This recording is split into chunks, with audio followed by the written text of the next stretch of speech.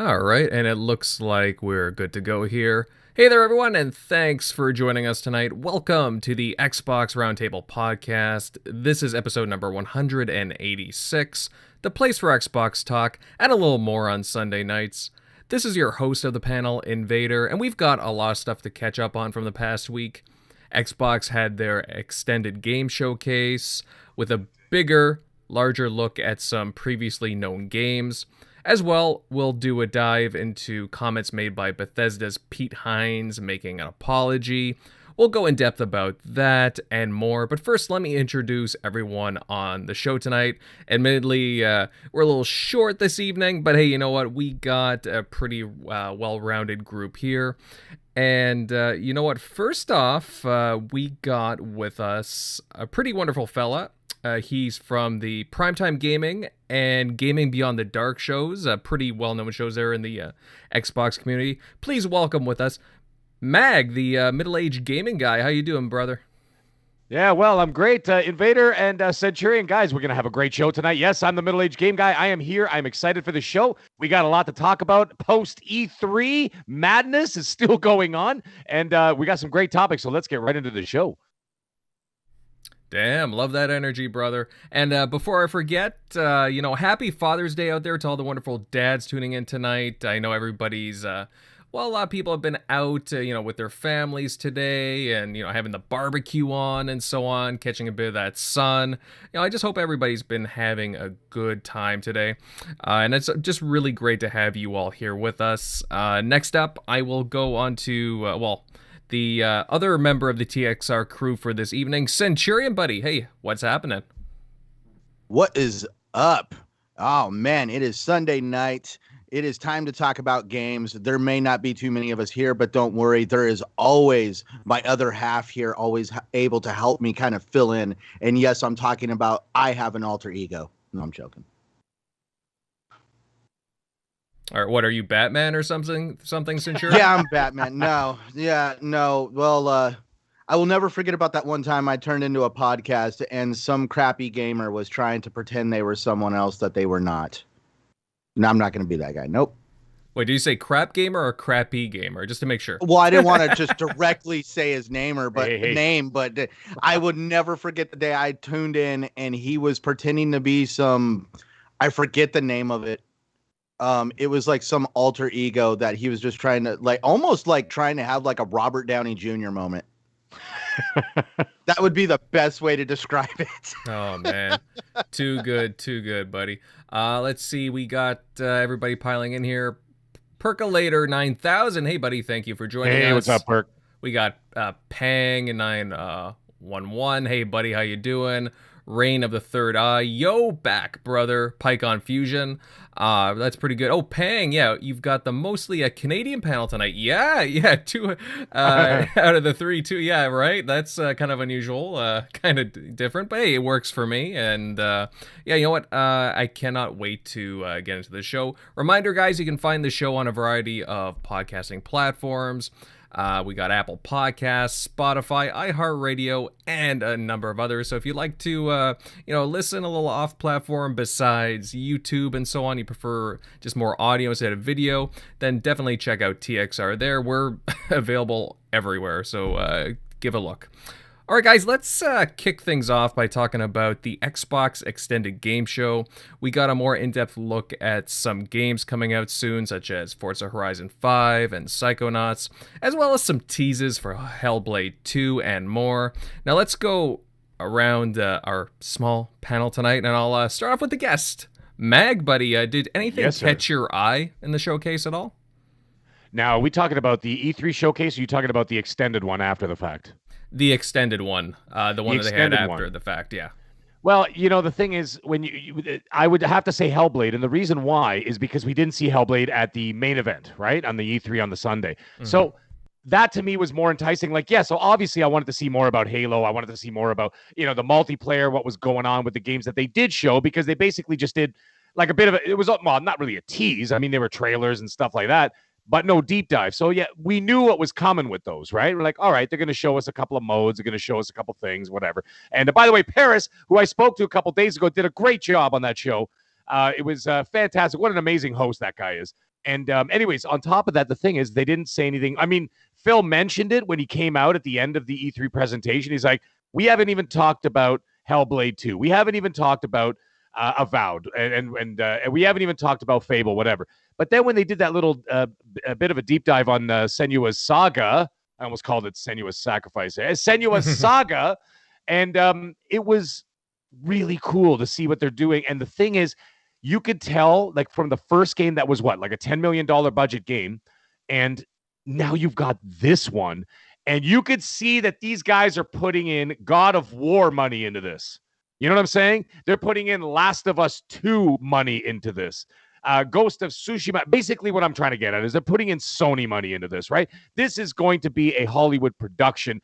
And the more I saw, and they're showing like the close, not the closed caption. What the hell is it called? The mocap, sorry, the motion capture stuff, and they were showing like some of the battle moves. And by the way, there was also, did you notice that she even did a couple of moves with no weapons, right? Yeah. So I'm like, I'm thinking, so now this is what piqued my interest, is that the reason why I was so excited and what my highlight of the extended show is that my imagination starts going wild. So now what I'm thinking is this an AC Valhalla type?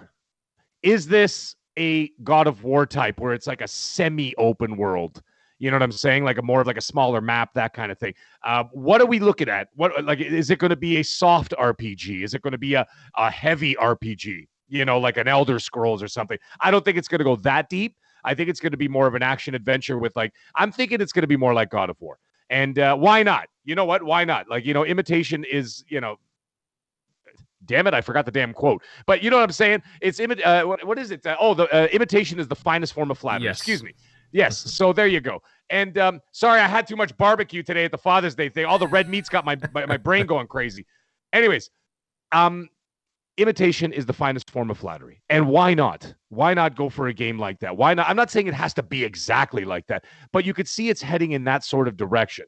You know what I'm saying? So that, because it really captured my imagination, I was interested to see where this was going to go. So anyway, that's my long story longer. That was my pick for the my favorite highlight of the whole show, only because it sparked my imagination and made me run wild thinking of what this game in its final form is actually going to look and play like. Mm-hmm. Yeah, and it's really interesting that you brought up Hellblade 2 as well, because when they did it, when they showed it, it had a really detailed segment to it, and like you said, it showed off, like, it gave some hints at some stuff we can expect. It's still pretty early on. Obviously, the past year or so, things have been kind of strained development-wise. However, they gave some hints for combat. Like you said, she looked like she was like fighting with her fists or maybe her legs or something. So I'm kind of expecting a variety of close combat moves.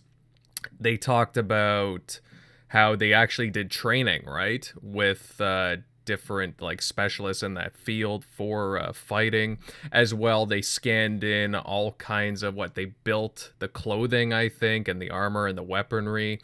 It just, like, the stuff that they showed off looked really, really detailed as well. So does that not scream to you some kind of an RPG style action adventure game? Like, I mean, like the fact that they're looking at like the armor and stuff like that, maybe it could be interchanged. I'm not saying it's going to happen. I'm just saying it's the possibility. Or even the fact that, like, she had weapons and sometimes she didn't, which means you can either sheath your weapons or, in the very least, maybe what they could do is that, like, maybe you didn't have a weapon. Maybe you need to find one. Like, who the hell knows? I mean, but the name itself kind of gives it that idea that this is going to be a much larger experience, because the first one was extremely linear, right? It was basically an A to B adventure. Some could even call it a third-person walking simulator if you really wanted to. You know what I'm saying? But, like, at the same time, though, then you have a name that says Senua's Saga.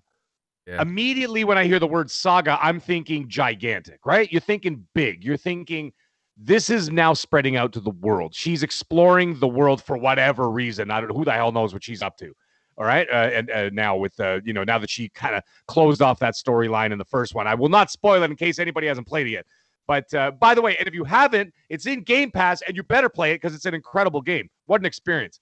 So anyways, I'm thinking that like everything you just said, sorry, I hope I didn't cut you off. I was just saying that it's just like, You know what I mean? Like, it almost feels like there are pieces to this that are going to be added to the character or taken away, which gives me that vibe of an action adventure RPG. That's all I was trying to say.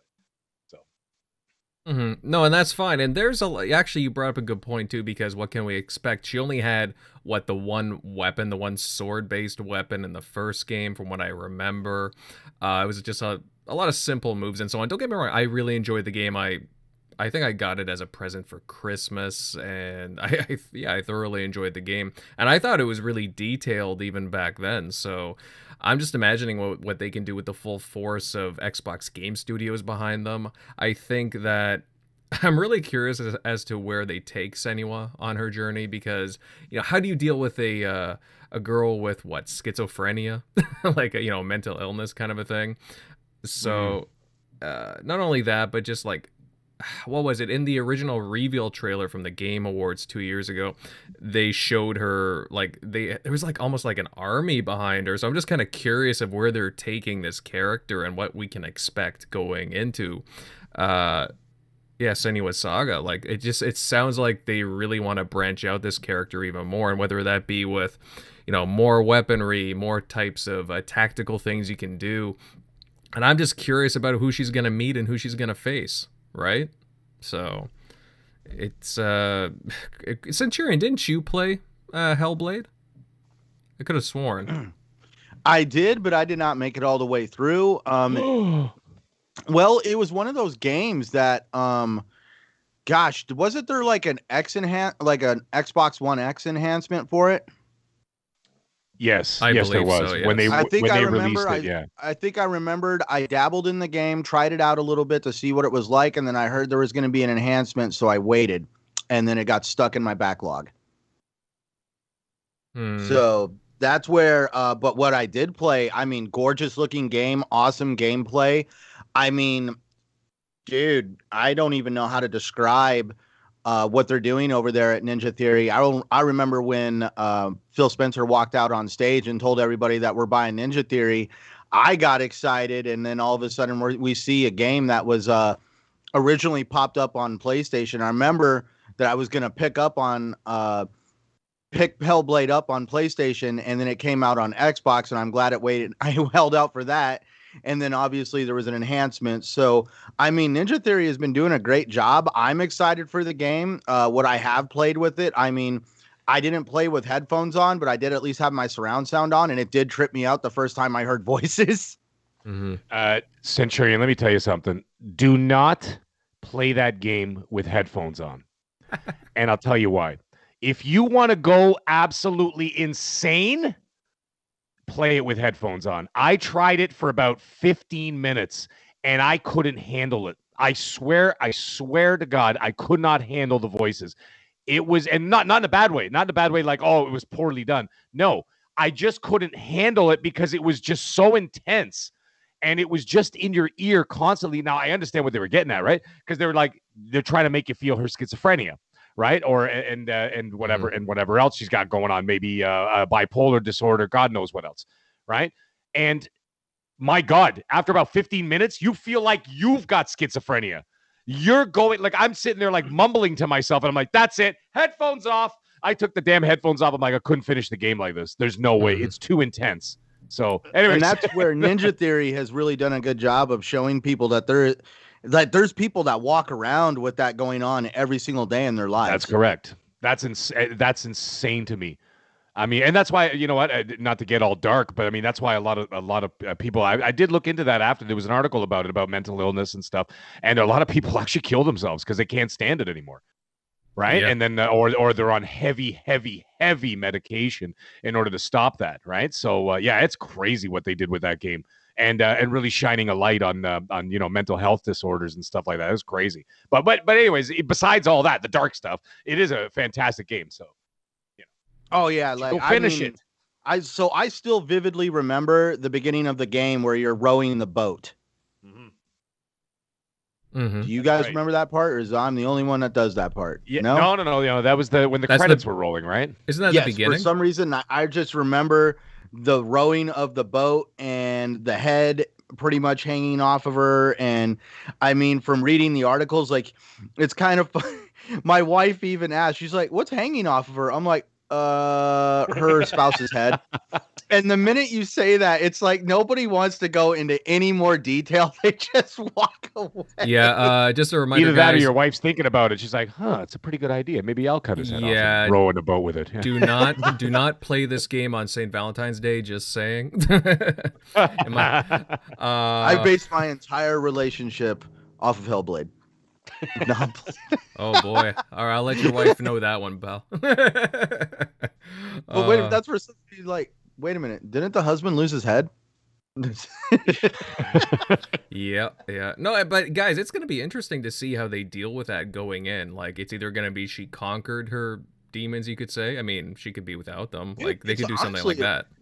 It's honestly a really good step. Like, imagine the only thing that comes to mind, at least in my little crazy mind, is imagine Mass Effect back in the day when we became John Shepard and we only heard about what made him John Shepard, what made him the soldier that everybody revered him for. And it was because of him surviving some crazy situation. I think it was like on a planet called Akuz or something. And he was like the only survivor. That's what made him John Shepard. I feel like this is a good stepping stone that we literally had the first game revolve entirely around a main character and her demons. And now we're going to branch off of that. And is her world going to get bigger? Because you said you saw the inclusion of an army and other stuff. Are we about to see her world get bigger because now she's a more established character to the like we actually know her down to almost on a mental level? Yeah, well, you got invested with her because the way that Ninja Theory did it, it was on a very emotional scale. I mean, of course, as Mag said, when you got headphones on and you're listening to all these little voices and going on throughout her head, it was done so well that it's like, oh crap, I need to really take these off for a sec because, you know, sometimes it gets to be a little much. It's too much, man. It's too much. And I mean, and like I said, not in a bad way. It's just so overwhelming that, like, you know, if you've got any form of anxiety issues, which I do on occasion, every day. But anyways, the thing is, oh my God, it was making me anxious to the point where I'm like, I can't do this anymore. Like, I can't do this. And I mean, I barely got through the game as it was because it was so like bothersome.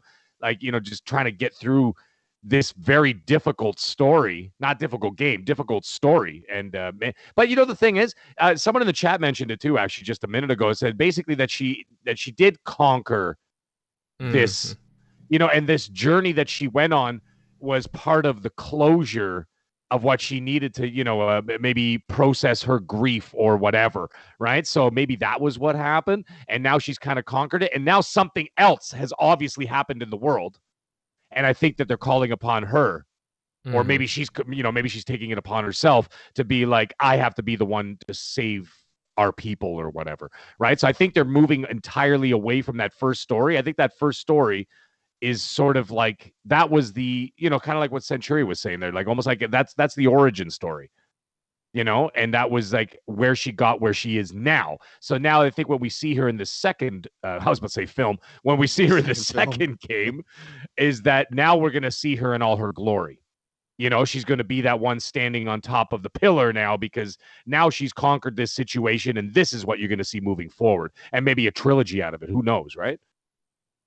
Oh, well, I mean, if there's a second game, most likely, I wouldn't doubt that if there'd be a trilogy at some point. I like how he talks about the anxiety of the things that would go on in the game because of her insanity. Did anybody play the Nintendo GameCube game back in the day, Eternal Darkness? Oh my God, no! I know about it though. See, I know about it. That is. It's like, imagine the anxiety of having a cockroach run across your screen. That right there, man. I don't know whoever created that gag in that game, but that is still the best gag I've ever seen in any video game because they did it the right way. They did it where the cockroach was on the inside of the screen and you were looking at it from underneath, and they did so much detail, the moving of the antennas. It looked legit. Yep. By the way, I got to give credit where credit's due. The one who was saying in the chat is Kenta Wilson. Yeah, thanks, Kenta. Kenta Wilson. That was the person who said in the chat, saying that she basically accepted, you know, whatever, the whole, well, everything I just said like 5 minutes ago. But yeah, all of that. So Yeah, so basically she's got her closure. So we're going to move on from there. I think the voices are going to stay. I would actually prefer, like, I mean, if this is going to be a big game, I don't want to hear those voices for like 70 hours. Because I'll throw myself out the window. Like, there's no way I can handle that. I wanted, you know what I mean? So I almost wanted to ask you, who's the director for the second film? No. Steven Spielberg's doing it. Steven Spielberg. Yeah. I don't think I could handle much more of that. Like, and that's why, the thing is, the first one was basically like an introduction. I mean, it was, again, I said a $10 million budget. It had, how long was the game? Like maybe 5-6 hours if you just kind of walked through it. If maybe you really, 10? if you really took your time, I would say about 9 to 10, something like that. Like I was kind of methodical personally, because I was like, I just couldn't believe the amount of detail in this small game. I'm like, I knew that it was a very linear experience, but at the same time, I was like, hey, you know what? I'll just take my time. It's enjoyable. Admittedly, I did get stuck in like 1 or 2 sections, I think, but it's just, again, you have to like, feel out some of the bosses and whatnot, right? So that's just how it goes. The looking puzzle, the one I'm talking about. I think it was one of the first puzzles in the game in the forest, where you had to like look like from a certain angle, and then you had to line up like all the trees and twigs and all like they're not the trees and twigs, the hanging like the like ornaments. Viking.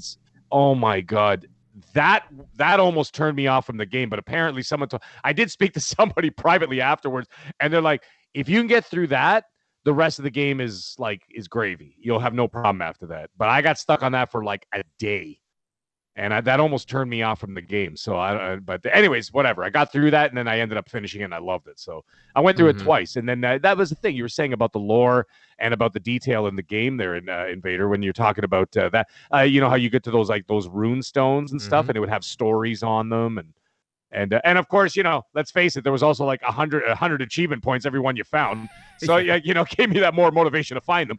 But anyways, you find those things, and it would give you like a little snippet of a backstory or something, or a legend, or, some kind of like a myth or something, part of that world or whatever. Is pretty cool. Yeah, absolutely. And actually, talking about all this, it kind of makes me wonder how Project Mara is coming along as well, since that also deals with like, kind of those types of subjects as well, like, kind of like a mental illness as well. I think that's going to be a smaller game, is my thought. Like, I think it's going to be something smaller with like it's going to be a more compact experience, maybe like the first Hellblade. You know what I mean? Like, I could picture that being like a 5 to 10 hour game as well, because it's more of a concept idea, from what I understand. If I'm not mistaken, it takes place in an entire apartment, and as far as I know, you don't ever leave the apartment. That's right. So it's basically the same apartment, and you're just kind of going through. I can't picture anything more than a couple of hours of that. And I know that their main team is not. I know they have multiple teams working on different projects, but at the same time, I think this is a smaller team. But the thing is, doesn't matter how small the team is. You got Microsoft money, right? So you could have 10 people on this, and it's going to look and play magnificent, because now they're not worrying about who's going to pay the phone bill next month. Right. You know what I'm saying? Or who's going to, it's like, well, we better make sure this game does well. Otherwise, they turn the lights off. No one's turning off Microsoft's lights. So, you know what I'm saying? So, like, this is good. That's still going to be a great game. And I think it's going to be a great concept game. You know what? Actually, you know what I think it comes across to me as, that Project Mara is like a bigger budget version of 12 Minutes. That indie game that's coming out. So I think it's like more of like a concept kind of game. Like, okay, it's all taking place in this one apartment. Things are going to change, maybe different times of day. Maybe you go for a nap and wake up, and then all of a sudden the apartment's different. You know what I'm saying? Or whatever. What about like a Paranormal Activity? That would scare the crap out of me, to be quite honest. See, that's where my mind went, was Paranormal Activity. And, obviously things could happen in the house. Now, that's where you could definitely have a psychosis game on a whole nother level. Like, is there really a ghost, or are you just insane? I'm just saying, you could really start messing with stuff. That would be great. I'd be down with that. I mean, I wouldn't be down with it after I have to go to bed, when I turn the system off, and then I'm going to be walking up those dark stairs from the basement to the bedroom saying, are the paintings going to move? Right. But I think it's a great idea. But anyways, that's not going to be their main focus. Their main focus is still Senua. That's going to be their number one. And then Project Mara, I can actually picture, believe it or not, I'm thinking Project Mara comes out before Senua's Saga. That's my call. I would be pleasantly surprised, to be honest, if it was like that. I do realize it is a smaller project, but it's just, I don't know, I'm just thinking about the development cycles. I would like that. It may be a smaller project, but it's a project that is actually going to almost push forward a little bit of the technology that is used in gaming. Because if you've read about how they're mapping this apartment, they're using LiDAR scanning to map this apartment digitally. And I mean, so that, dude, LiDAR is what they use to basically strip away the jungle when they're looking for pyramids that have been swallowed up by the rainforest and ancient civilizations. I mean, it's some pretty cool stuff if you've seen what they can do with it. Yeah. And like the detail work that they've had on surfaces like leather and fabric and on a digital level is insane, because LiDAR is able to kind of get that kind of detail into it. So that way they can use the computer to help render it. So I'm really looking forward to what Ninja Theory is creating. And this is going to, obviously, this technology is going to be used in all of their games. And we got to remember, they are a Microsoft first-party studio. So this technology can also be shared among other first-party studios. And you never know. This could help really push forward graphics for the future. Mm-hmm. Look at like teams like, look at the work that the Coalition does with the Unreal Engine 4 and soon to be Unreal Engine 5. Now imagine being able to like implement some of that tech into some of these other, you know what I mean, in their projects or whatever, even on like on a different scaling level, or even like a different variety level. You know, you could use the Unreal Engine 5 here, and then all of a sudden you could plug in this, plug in that. I'm assuming that you know, you would be able to do that. But I'm just saying, you know what I mean? Like, you're absolutely right. Like, the collaboration between these studios is what is going to drive it forward. And, you know, Phil has talked about that many times. He's talked about it many times about how he's excited to see how these studios are going to utilize their tech and to utilize their knowledge of the tech, and how they're going to be able to collaborate with other studios to help their projects along. Right. So, I mean, this could be a really big thing for them. Imagine what the Coalition could do, something like that. And I mean, those guys just play Gears 5 Hivebusters. Mm-hmm. And you know what I mean? And that, to me, so far, besides Ratchet and Clank, which is a different, you know, art style, but I would have to say that like Gears 5 Hivebusters is still the best looking next gen experience I've seen thus far. I'm talking about games that are already out, because I mean, I'm not going to include like Forza Horizon 5, which I thought when I was watching it, I'm like, okay, why am I watching a video of Mexico? What's going on here? And then I saw cargo through it, and I'm like, holy good God, that's the actual game, isn't it? You know what I'm saying? So, you know, there's going to be some amazing stuff coming forward from Microsoft. Unbelievable stuff. Yeah, well, speaking of, Forza Horizon 5 was also more detailed in this event. We got some look at the environments, and I guess they have, like, Mexican artists, the artwork kind of featured in the game, which is kind of cool, I guess. But the world looks, again, very detailed. It looks good. They talked a lot about the event lab feature, creating all kinds of crazy custom games, and it just it looks good. I'm looking forward to it. What else? We had Tim Schafer talk about Psychonauts 2. That'll be coming out, I believe, at the end of August, and he was going on about the various concepts in the game. Anybody here looking forward to that? Psychonauts 2? I'll come out and at least say that I didn't play the first game, but I am looking forward to this one to kind of, I guess, discover this franchise. Never experienced the first one. Mm-hmm. I played a bit of the first one as soon as it got into Game Pass, 2 months ago. And so it is in Game Pass. Yes, it is. Yeah, they added it. Yeah. And see, that's like an original Xbox game, right? Yeah, that's correct. Yep. Wow, that's way going back in time. Dude, it's fun. It's a very fun platformer. Like, I was going to ask you, because I actually haven't played it either. I'm a bit of a fraud there, because I got to tell you, no matter that I've owned, you know, almost endless amount of systems, the one I never actually purchased, believe it or not, is the original Xbox. At that time, I was still kind of dabbling a little bit with Nintendo, but I was all Sony at that point, because it was Sony PS1, the PS2, and then I didn't really discover Xbox fully until the 360. So I never played Psychonauts. So what's it like? Like, tell me. Like, I mean, I've seen the trailers, and the trailers are like, all right, that's a whole lot of razzle dazzle, but what the hell am I actually going to do?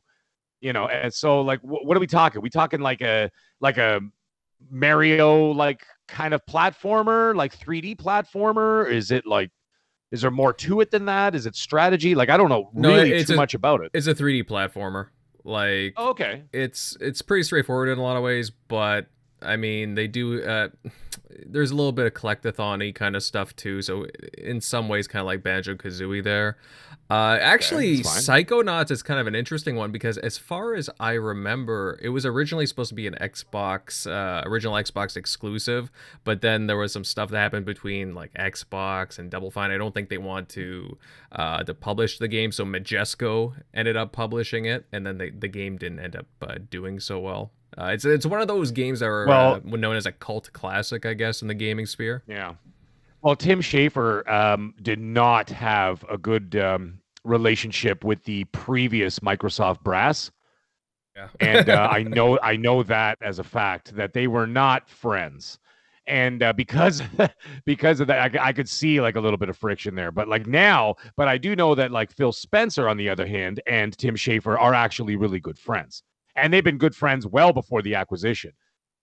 You know, so this is obviously a match made in heaven here, right? So and you know what the thing is, Tim Schafer's got a lot of respect in this industry. A lot of people love the work that he does. He doesn't release a ton of work, but the stuff he does is very interesting, and it's very original. You know, generally speaking, like even just the writing, the humor, the pacing of his games. I mean, there was that one with Jack Black. What is it? Brutal Legend came out. You know, that was interesting. And then, well, like I said, I never played Psychonauts, so I'm kind of frauding out. But you know what I'm doing? I am literally watching the Psychonauts 2 trailer while I'm talking here. So I got it on I got a third screen going here, and I'm trying to check it out. The trailer is very colorful. It definitely looks like a platformer that at least I would enjoy. Yeah, and apparently Jack Black's in the game too, supposedly. Oh no, wait. Well, I know he has a song in it. Oh, I thought he was. Well, I could be mistaken. I could have sworn he's in the game as something, but I have to look deeper down. I just remember some kind of advertising or marketing with him in it. So, well, he's doing the theme song. I know that because I actually saw the video of him going into the studio and recording it. And you know, he was doing the same old like Jack Black kind of stuff. You know, like with the goofy voice and stuff. You know, and he's just like, Psychonauts 2, and he's doing all that kind of stuff. And I'm like, okay, doing the Jack Black shtick. I get it. So, but yeah, so he was recording a new song just for the game. So I'm like, oh, that's pretty cool. So, but anyways, I'm watching this. I got to tell you, I'm watching this trailer here. And it looks pretty damn good. I mean, when we get this final product, I'm not going to say this because it's going to be controversial because I don't think there's, like, honest to God, I don't think there's anything I've seen on a 3D, like, animated platformer anything better than Ratchet and Clank Rift Apart. I mean, that's like the gold standard now. But I mean, this could definitely give it a run for its money from what I'm seeing here. You know, I mean, it looks like it looks like it's playing like a Super Lucky's Tale kind of deal, right? Like a bit of a pulled back camera, sort of 3D action, sort of platformer. You're right. Looks pretty wild, man. I'm in. Yeah, and because of Microsoft's funding and backing, I believe they're able to put more content into the game because of that. I think they're able to put in another stage or two that wouldn't have been able to get done. Right. So sure, because they have the money. You know what I mean? Like if Double Fine is like, well, you know, I got these ideas, but you know, we're on a budget here, right? And I understand, you know, Microsoft's not, you know, Mr. Moneybags where they're just throwing everything at them. They obviously give them a budget too. But I could bet you, you know, dollars to donuts that a Microsoft budget is a hell of a lot bigger than just a Double Fine budget on their own, right? Yeah. So they're probably like, yeah, finish the damn game. If you got extra levels you want to put in there, but you couldn't afford it, put it in there. You know what I'm saying? And I just saw a little scene, by the way. I saw a little scene of the dude there walking through like a forest area. And I was just like, holy moly. Okay, never mind. That is starting to look, what I'm seeing here, it's starting to look Rift Apart level. Maybe not as, I don't know, man. It looks pretty damn good to me. Yeah. Looks like there's a, you know. I'm not going to get my hopes up, but I'm just saying, like, it looks, I'm not going to put a lot of, like, stress on the game. All I'm going to say is, It looks like a lot of fun, and I'll just wait and see what we get there. Again, I think it comes out like the last week of August, so hopefully they show more, and it's on Game Pass, so all the more incentive to play it. Exactly. I mean, if you got Game Pass, and I'm like, honest to God, I don't want to get into that whole thing, but I mean, if you don't have Game Pass by now, and you have at least the avenue to play in the Microsoft ecosystem, whether you have a PC, whether you have xCloud, whether you have whatever, I don't know, or you have any form of Xbox. If you don't have Game Pass by now, I don't know what the hell you're doing. Because, I mean, what they showed a week ago would rack up somewhere in the range of like $800 to $1,000 worth of games that you can get within that time frame is about $160. Yeah, from now until the end of next year, you're talking like $160, give or take, maybe a little bit more. Okay, for like $800 to $1,000 worth of games. You got to be out of your mind to not get it by that point. But yes, you're absolutely right. The fact that it's in there, we're going to be able to play it. I mean, look at the summer already. In 2 days, we've got the Pirates of the Caribbean expansion coming up. By the way, if anybody's curious, it's actually, you could play it all single player. You do not need to squad up with people and all that stuff. So you can actually play like the story with Captain Jack Sparrow and whatever and the other characters. You could just do it solo. And then what else we got coming up? We got the Ascent coming up at about... Can I add on to that real quick? Yeah, I would just love to play that by myself, but then we would have a Hellblade situation. My head would be on my wife's hip. Well, then get her to play with you. No, that's the thing. That's actually, as soon as it comes out, I am playing it. But me and my wife are doing it together. Perfect. It comes out Tuesday, by the way. Some people got early access. I was not one of them. I don't know why, but I did not get it today. But I wouldn't have had time today anyway. Like I said, it was Father's Day. I was busy. But either way, that, and then we got the Ascent coming up in a few weeks. Flight Simulator's coming up right after that, I believe, or right before. I can't remember which one comes first. I think. Yeah, they're both July, but I can't remember which one comes first, whether it's the Ascent or whether it's Flight Simulator. And then after that, you got Psychonauts 2, and then we roll into fall because, we got Back 4 Blood. There's still the possibility of Battlefield coming to Game Pass. It's a 50-50 shot, but it might still be coming there. We still don't know what's going on with Dying Light 2. Right? I still think Dying Light. I'm standing on that hill. I'll die on that hill. That Silent Hill. That Dying Light 2 is going to be going day and date in Game Pass on December 7th. And the reason why is because Microsoft dumped $50 million into production of that game because they were in development hell and they couldn't find the funding to finish it, and they needed to polish the game, and they were having troubles financially. So Microsoft swooped in there. Not only they bought the marketing rights, and they put $50 million of their own money into the production of the game. If that doesn't scream Game Pass day one, I don't know what does, but they haven't announced that. So I think that's one of those cards they're holding near and dear to their chest until Sony does their game showcase later this summer. I guess so. They're going to wait for Sony. I guess we'll find out at Gamescom, right? Or I think so. So we, with the Game Pass, I didn't want to get off in a whole side, whatever topic about Game Pass. But I mean, we got something coming like literally every 3 weeks. Yeah, don't worry. I won't tell Noof.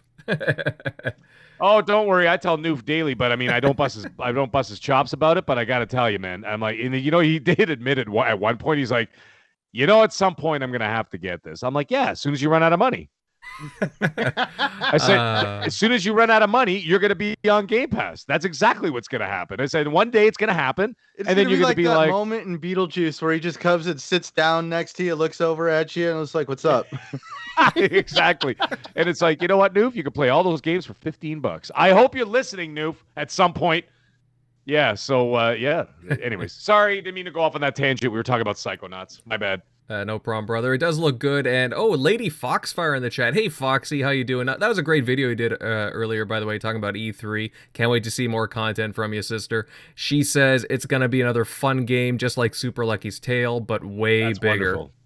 So wonderful.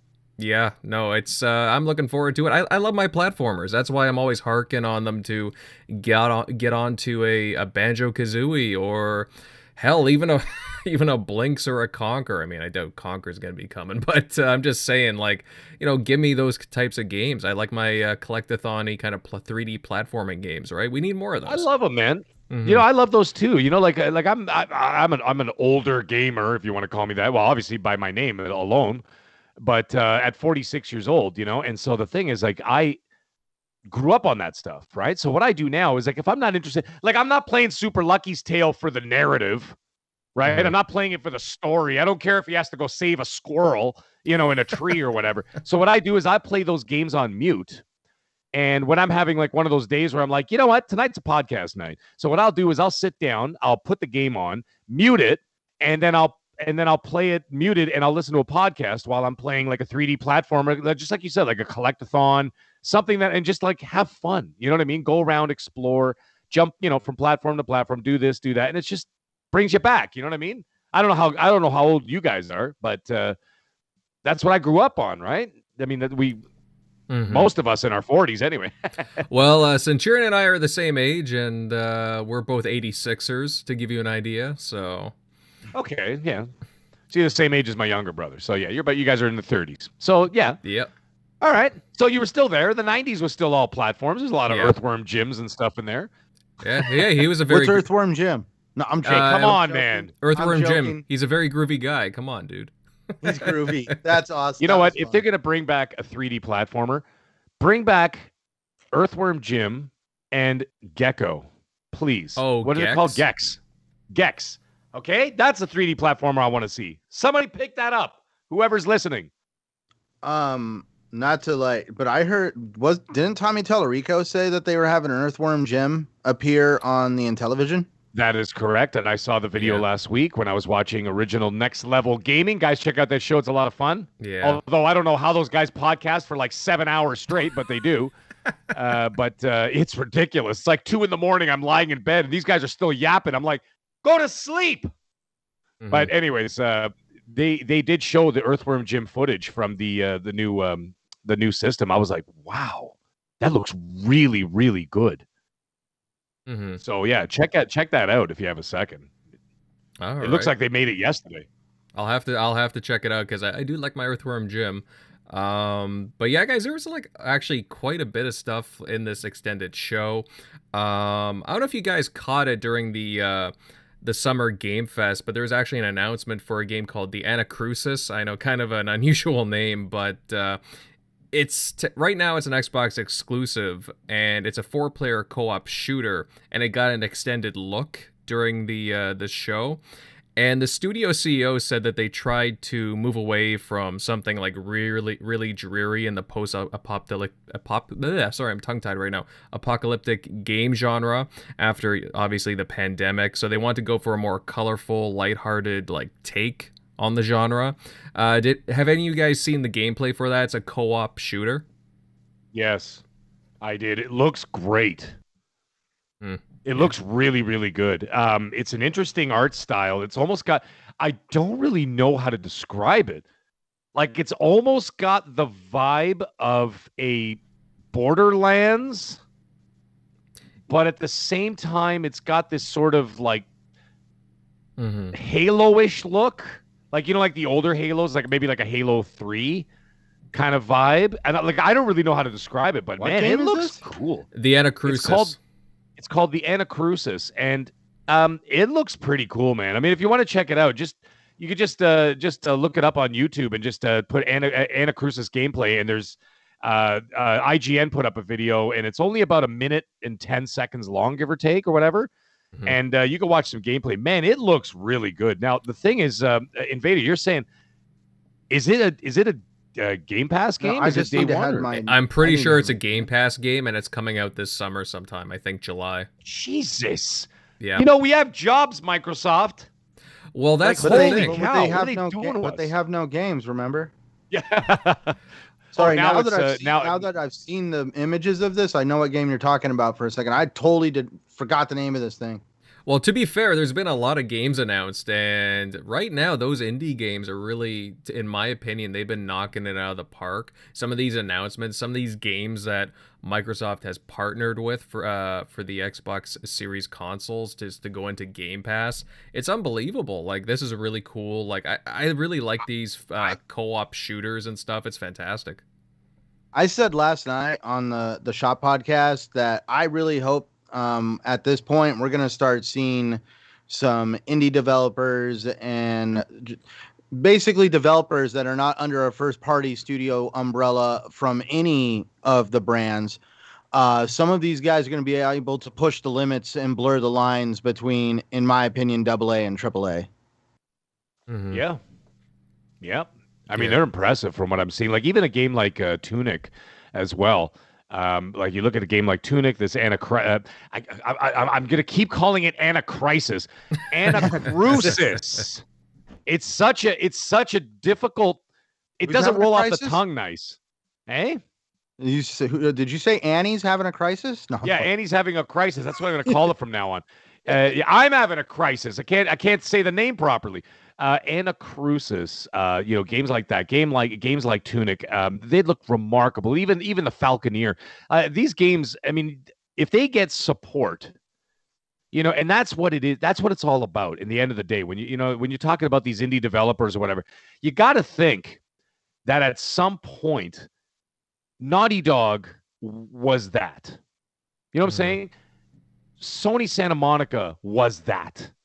The Coalition was that at some point. 343 was that at some point. Whatever. You know what I'm saying? Like, all these companies, Bungie, everybody. I can name a million companies. But they all started out with like a dude sitting in a garage with a laptop. You know what I mean? Or like with an Apple II from like 1985, and he's sitting there trying to make it, and he had these ideas. This is where you get these people from, and you nurture them. You nurture their growth. You nurture their imagination, their thought process, where they want their storytelling, and that's where you develop these big names from. And that's where you start. You start from a Beeps and Boops to Last of Us 2, all right, or Gears 5 Hivebusters or whatever. You get to play these experiences, and like, they started somewhere. So the thing is, by putting a spotlight on these indie titles and helping them along, like, that's another thing that's huge. I know Sony was doing at the beginning of the PS4 generation. They were doing that a lot because they were waiting for their first party studios to start pumping out, big titles, which didn't happen, by the way, till like the third year when like the real big ones started coming out. So they were trying to push some of these other games out and help them out or whatever else. Same thing. And now Microsoft's doing the same thing now. However, Microsoft's got a bit of the best of both worlds right now, because now they're releasing first party titles, third party titles, and they're nurturing the indie developers. And so by doing that, and even helping out, whether it's financial, whether it's giving them access to some of their tech, who the hell knows what they're doing behind closed doors? We don't know, right? They could be doing that too. Or some of their assets that they have. You're like, hey, you know what? You guys want to work with us? We'll give you access to, X amount of these assets, whatever. You could utilize them in the games. Maybe they're HDR, maybe the lighting that they use in the game, the lighting and the shadow effects, the smoke effects, fire effects, whatever. They could do all those kind of things. And these indie games now are starting, just like Centurion was saying, sometimes they're blurring that line, man. Like, I don't know if I'm looking at a AAA title or not. And I'm like, it's not, but my God, like, look at what Asobo is doing, for Christ's sake. Mm-hmm. Look at what the hell was it called? Plague Tale. Yeah. My God. I played that first one. I'm like, who are these guys? Right? And that wasn't even considered a AAA title. That was considered a AA title, right? Well, look at Stalker 2 as well. I mean, that's technically in the indie. That's technically it's in the indie section, but it certainly does not look indie at all. Holy crap! No. Stalker 2 looks like a polished, AAA big time game. And I think they will. I think that maybe by the time they do a Stalker 3, if this is successful, and I see it being successful, it is launching in Game Pass. So now you've got millions of eyeballs immediately staring at that game without a paywall. I mean, other than your subscription, of course, right? But without that paywall, like a $70 paywall, and in Canada, Vader, you know what I'm talking about. Holy mackerel. For anybody in the chat who doesn't know, by the way, a PS5 game here in Canada is $105 with tax. Mm-hmm. Let that sink in for half a second. $105 for a PS5 game. And Microsoft's not far behind. They're still charging less, but who's going to buy them when you got Game Pass right there, right? So, like, you know. But yeah, now the Stalker 2, you've got what? Anywhere between 20 and 25 million people in Game Pass right now. You could theoretically have like 50 million eyeballs looking at that game when it comes out. And then that's where these games turn from these indie sections. All of a sudden, they turn into a big banger by the end of by the end of this gen. Yeah, and if you want to buy it, it's what, 10% off as well. So you're like, you know what, that's I kind of like that. So, but it's funny you bring up the price too of a PS5 game, because I got some store credit at the source, and hey, being in Ontario, I'm just waiting for the stores to like officially like really open up. I'm still gonna give it some time, but like, I'm gonna get. I want to get the new Ratchet and Clank. It's just, again, I'm just waiting. I'm waiting, but I know guys who've platinumed it in like 16 hours. Wow, that's dedication. Platinumed it. Yeah, I'm not spending like as much as you would want to.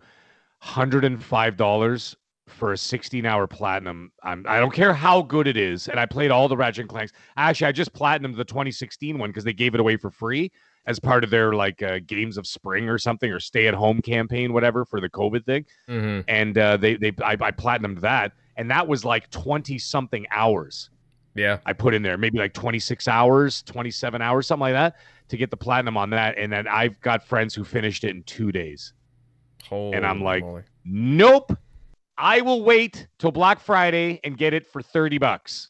Or like you're saying, Invader, you can go. Now, see, the thing is, I got a digital only PS5, so I can't go to like EB Games and go buy a used copy that some dude returned like 3 days after buying it, because I don't have a disc drive. So I got to wait for a digital sale, which I'm guaranteed by Black Friday, that thing will be like $30. So, oh, yeah, without a doubt. No, you're right. It'll drop down in price considerably. Just, hey, you know what? I got some store credits in there. I'm like, hey, you know what? I really do like the Ratchet and Clank games going back to the PS2. And I like we've been saying, I love my platformers, so I'll definitely give it a go. Hey, we got Noof Nukem in the house. Boom, boom, kaboom. Hey, buddy. Speaking of the fraud himself, Noof, we were just talking about you, buddy. Yeah, you might want to rewind it by 20 minutes. We were talking about you, pal. Noof, just kidding, buddy. But you know what? We were talking about the possibility. We never said it was going to happen. We're just saying in the future, the possibility of Game Pass becoming an inevitability for you at some point. Yeah. So that was it. There was no slander. We were just like, I wonder how long it's going to take. Yeah, as Percolator here is saying in the chat, nothing bad, my friend, nothing bad. I would never do that to you. But tell you what, guys, let's round off this extended show, because they did show quite a few things in here.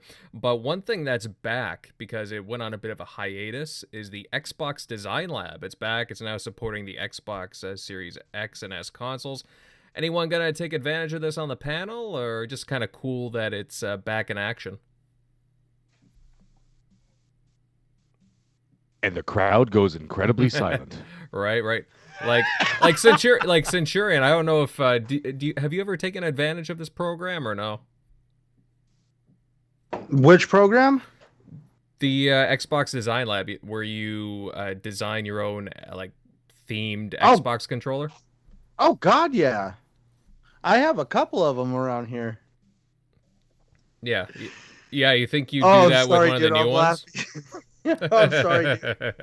Oh my gosh, oh man, sorry. There's something that just happened in the background that's making me laugh too hard. Oh my God. I have a couple of the Design Lab controllers here. And the funny part is I actually did catch my wife actually looking at building me another one. That's why I have a couple around here. My wife actually likes to build them for me, and I just get them. And I have I enjoy it. Right. I'm sorry. All right. I'm so sorry. I wish you could, dude. The life of a cat owner. Okay, my cat just totally did something that was out of this world. Let me guess. Your cat knocked something over. No, it involved a hairball. Oh, okay. I know nothing about it. Over here. Oh, I know cats. I have a blue Sphinx.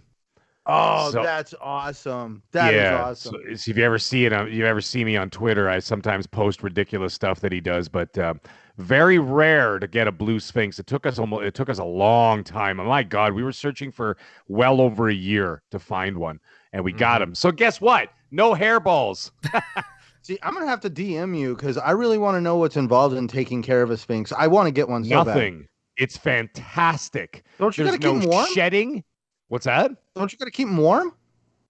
They keep warm. They know what they're doing. They're They not know dumb. what they're doing. You know what they do. You know what he does in the winter. We just got him. Right? We got him in December. You know what he does in the wintertime? You know the grates on the ground where like the heat comes out of. Yes. He lies down on that in the daytime, or he just gets under blankets.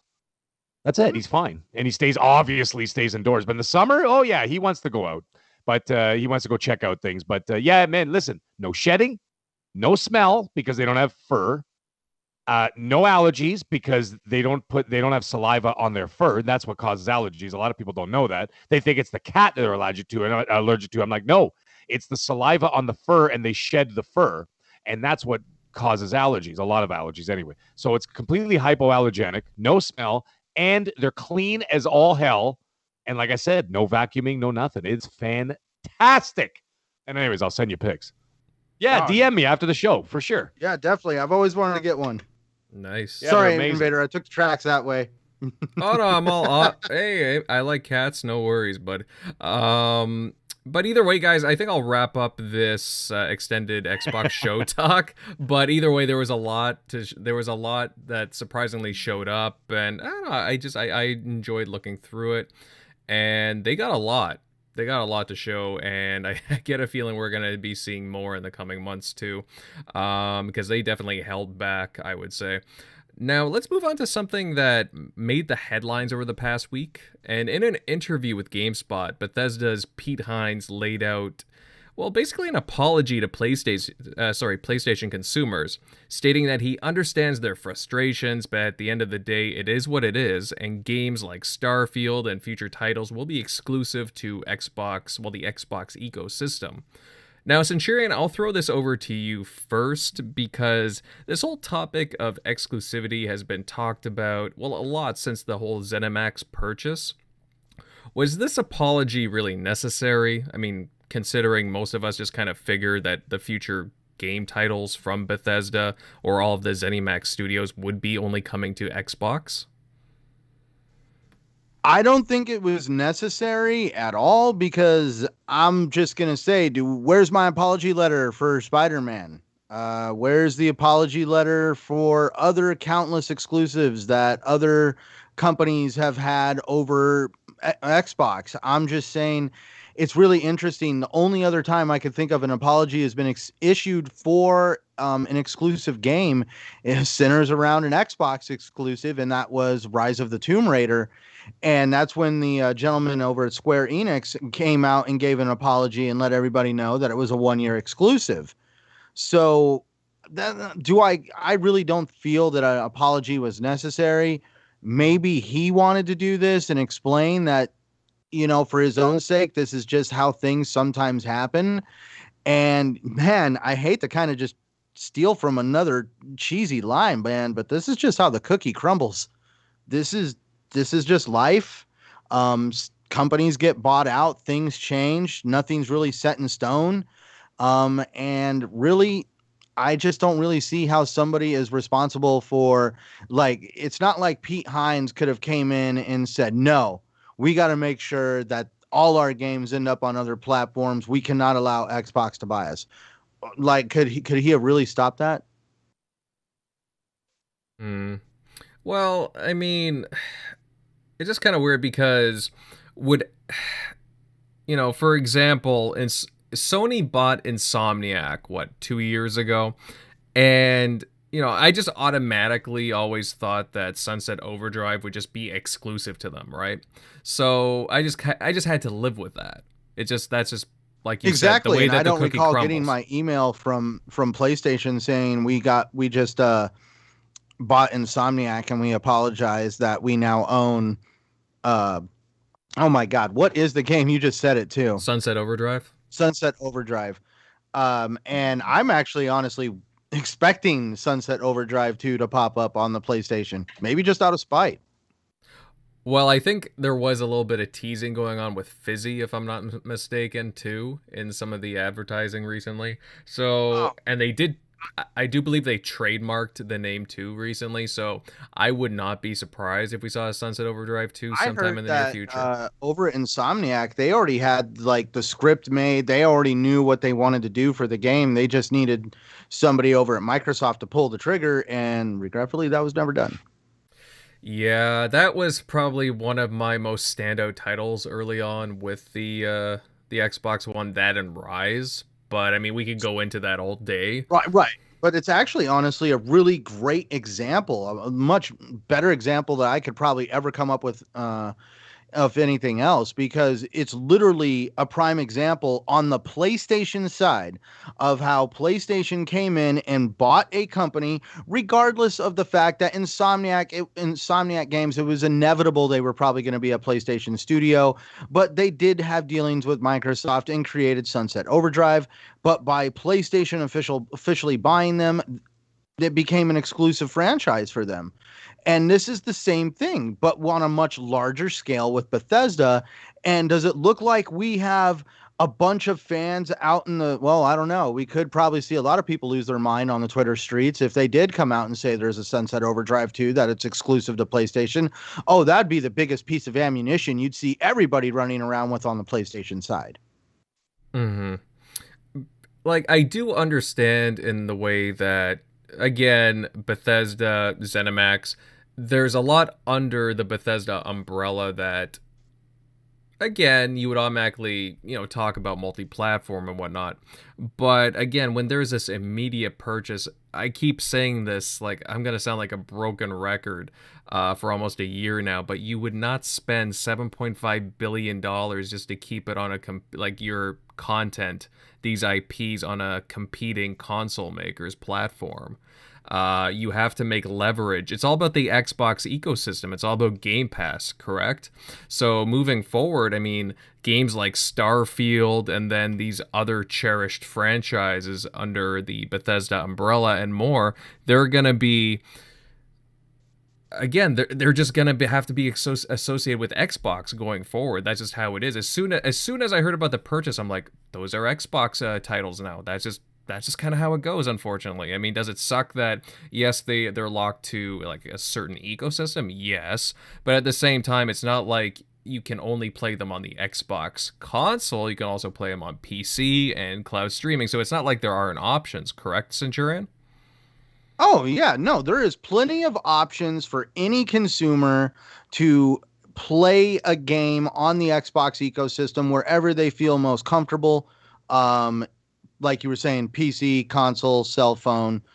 And also you can see other I don't want to say studios, but PlayStation mainly. I hate pointing them out and directing at them, but the Spider-Man character, they paid a lot of money for the Spider-Man character, and they have been using to the fullest advantage they can with that character. I mean, Spider-Man has no way of really ever appearing on a Xbox console in any real serious shape or form manner right now. Mm-hmm. Yeah. And that's the thing too, because a lot of Xbox fans were like, well, why can't we have Spider-Man? And I say serious because I know he's been on I think Marvel versus Capcom or stuff like that, but we're talking like an actual game where he's like a central character almost. Mm-hmm. Well, again, there's complications, I suppose, coming from, again, Sony Pictures, like in the grand scheme of things. They're leveraging their deals with Marvel, and like really it's smart by them to be able to do that. Well, see, now I'm kind of curious on how this is going to work in the long run, because we now see how Microsoft Xbox is working with Disney. We got Pirates of the Caribbean and Sea of Thieves. And I'm wondering what kind of relationship this is going to bring for my Xbox, because now they they're working with Disney. Does this mean they get to use a Marvel character themselves? Or does this mean this is going to possibly make it to where Disney's going to reconsider how they do things with Sony because Xbox is just way more flexible and easier to deal with? Well, I think they're going to be, I mean, who knows really, but I could see them leveraging more, and the rumors kind of hint towards this too, LucasArts properties. And then you look at Indiana Jones as well. That's a title that's very early in development. Is that going to hit multi-platform? I mean, granted, we don't know the specifics, but I mean, there's a big possibility that it could be Xbox ecosystem exclusive as well. And I do believe Indiana Jones does fall under what you would consider a LucasArts project. Oh, no. It is Lucasfilm property for sure. So I'm definitely looking forward to that game. I've seen some images popping up here and there on Twitter, and if those images are real, then I'm excited. Mm-hmm. Well, again, it's still very long. No, they were. It was concept art. Mm-hmm. But I mean, I just assume that like this stuff is going to be locked to the ecosystem. I mean, that's the beauty of like owning multiple platforms, right? So, you know, that you don't have to like go into these, you know, you don't have to get into these fits. It's like, you know, I have a PlayStation 5, whatever, Xbox Series console. I'm able to play these. It's, I mean, really not a big deal to me, but I mean, you know, it does force people to be like, well, you know, again, you have to make that purchase decision.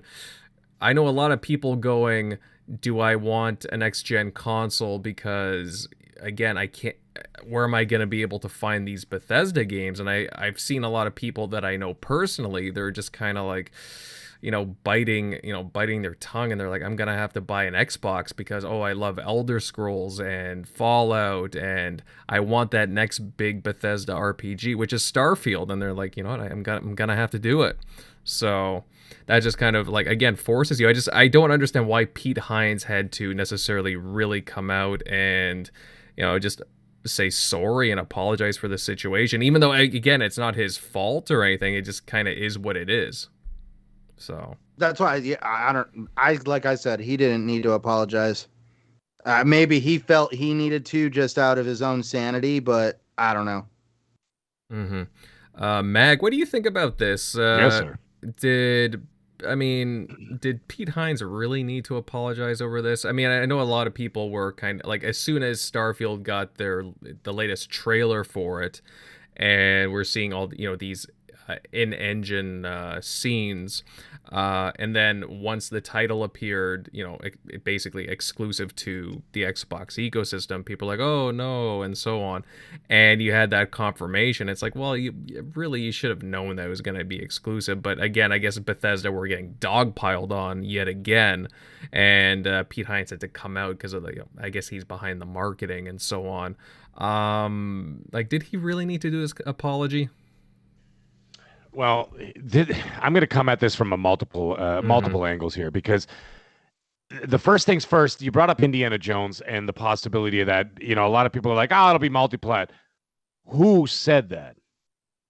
You know what I'm saying? No one came out and said that's happening. And the interesting thing is that I understand the game is early in development, right? But by the time that game comes out, we're talking like maybe 3 years, another couple of years, 2-3 years. I would say 3. Let's say 2024. Okay. For argument's sake. The thing is, by the time that actually does come out, Game Pass subscriptions are going to be so high at that point from all the other titles that are, you know, going into Game Pass from now until then. They don't need Sony's money. Mm-hmm. Disney does not need Sony's money in that respect. Disney's getting paid. Disney's making money off of Sony. Sony's making money off of Disney right now, doing their own thing with the whole Spider-Man and the whole Spider-Verse situation that they're doing. You know, all these solo films, whatever. They're all feeding each other under the table. Okay, so they're fine over there. Well, by the time Indiana Jones comes out, you could have 50 million people, if not more, subscribers into Game Pass at that point. Who the hell needs Sony money? What are you going to do? You're going to sell an extra 4 million copies? What's that going to do? And the thing is, people say, okay, yeah, well, it'll probably sell more. But not really. Because if you actually look at the attach rate, like let's take like the PlayStation 4 generation, right? They had 120 million consoles out there. Their attach rate for the big banger exclusives was only 15%. 15%. I think it was a little higher for Spider-Man, but that's it. They didn't even crack 20% of their player base is purchasing those games. So therefore, you know what they were playing? They're playing Fortnite. They're playing Warzone. They're playing Apex Legends. Okay. And they're playing Madden and FIFA. Okay. So, and regular Call of Duties outside of the Warzone.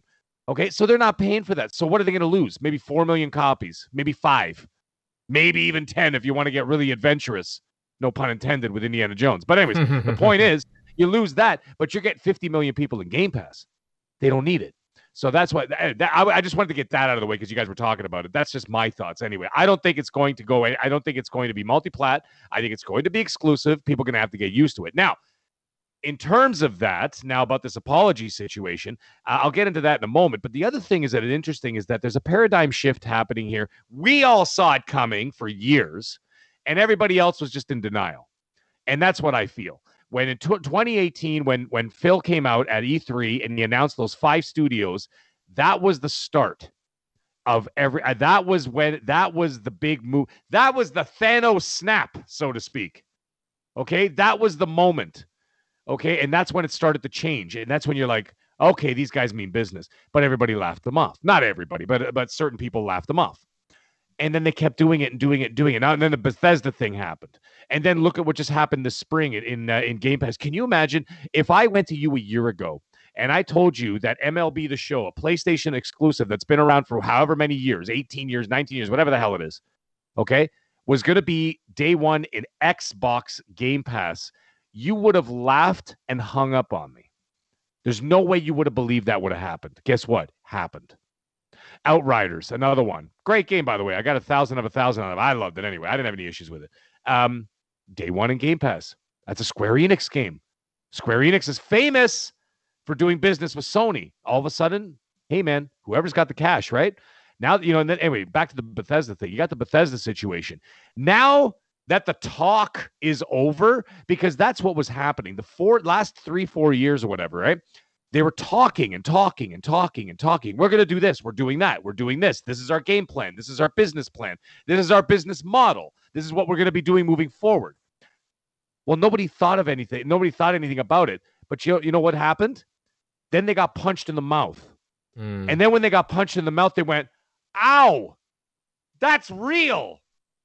This is real now. You got your first punch in the mouth. There's going to be more coming.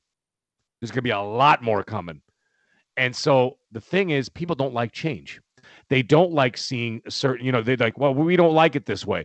Well, guess what? It's not always going to be that way. When I wanted PlayStation games, I bought a PlayStation.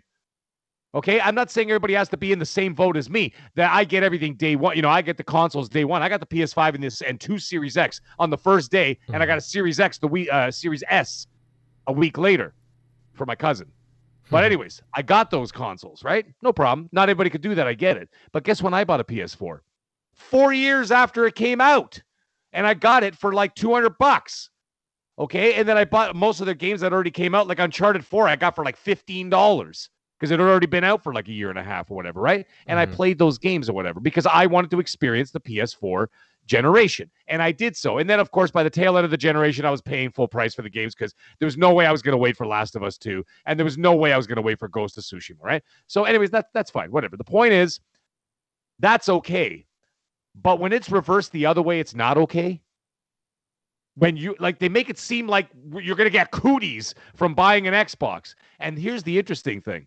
They're like, oh, I guess I got to buy an Xbox now. It's like, what? You make it sound like you're getting a disease. And it's like, you know what? It's an excellent system. It's like, here's the interesting thing, though. Microsoft is actually taking away that paywall from you. If you want to play Elder Scrolls in a couple of years from now, you don't even have to buy an Xbox. By then, the Xbox Series X server blade, or the server blades of the xCloud are going to be run off the Series X. Okay? They don't need it. You won't even need an Xbox. All you'll have to do is buy a controller and have a smart TV, which a lot of people already have, and in a couple of years from now will be the norm. So you'll be able to see it on an app at the bottom of the screen, just like you would Amazon Prime, Netflix, blah, blah, blah, blah, blah, Disney Plus, and all the rest of them. Game Pass is going to be right there. You click on it, you're on the internet, boom, there you go. You're firing off, you're playing the damn game. You got a controller with a Bluetooth attached to your TV, done. So they removed that $500 paywall from you. So now if you want to play Elder Scrolls, you can play it on your phone, you can play it on your tablet, or you can play it on your PC, or you can play it on a TV, you can play it on your laptop. How many more options do you want? But on Sony, what option do you have? Go buy a PS5. That's it. So, you know what I'm saying? So maybe if that's the route that you want to go, then go buy yourself a PS5 and then use all your other supplemental technology that you've got around your house to play in the Xbox ecosystem. Problem solved. But the thing is, people don't like to see they don't like to see them doing well. Right. And the other thing I was thinking about is that the people who are getting really salty about it is because let's not forget that Sony was trying to buy exclusivity of Starfield themselves. Yeah. And they were turned down because Bethesda said, sorry, we're being bought. Mm-hmm. That left a big gaping hole for Sony because I know that they were really pushing for that game. And that's a big salty point for a lot of people. Right. So that's a big problem for a lot of people. So, there's that. There's always that little angle there. Now, the other thing is I saw a tweet from Pete Hines actually after the quote unquote apology where he actually said, now that when you sit back and think about it, it's like the way he said it the first time around, I don't think it really came across as like, well, I'm sorry, that's the way it is. But I think what was happening is that the media was kind of running away with it because they're looking for clickbait. Right. And so now here, I'm going to read it verbatim. It's not very long here. This is from Pete Hines himself. He says, quote, I'm not apologizing for exclusivity. I don't have to do anything. Some of our fans are upset/angry, and I'm sorry they are. That isn't wrong or weird. It's acknowledging how they feel. That's it. That's my point.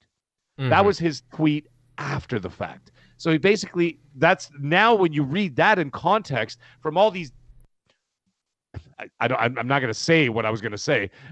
I had to hold back there for a minute. I was going to say something pretty nasty about some of these media sites are running and they're trying to sensationalize a story in order to get more people angry and click on it because, everybody knows, well, at least up until this point, not really happening now. It's starting to shift, but negative Xbox news always got more clicks and more traffic. You go to YouTubers back in the PS4, Xbox One generation.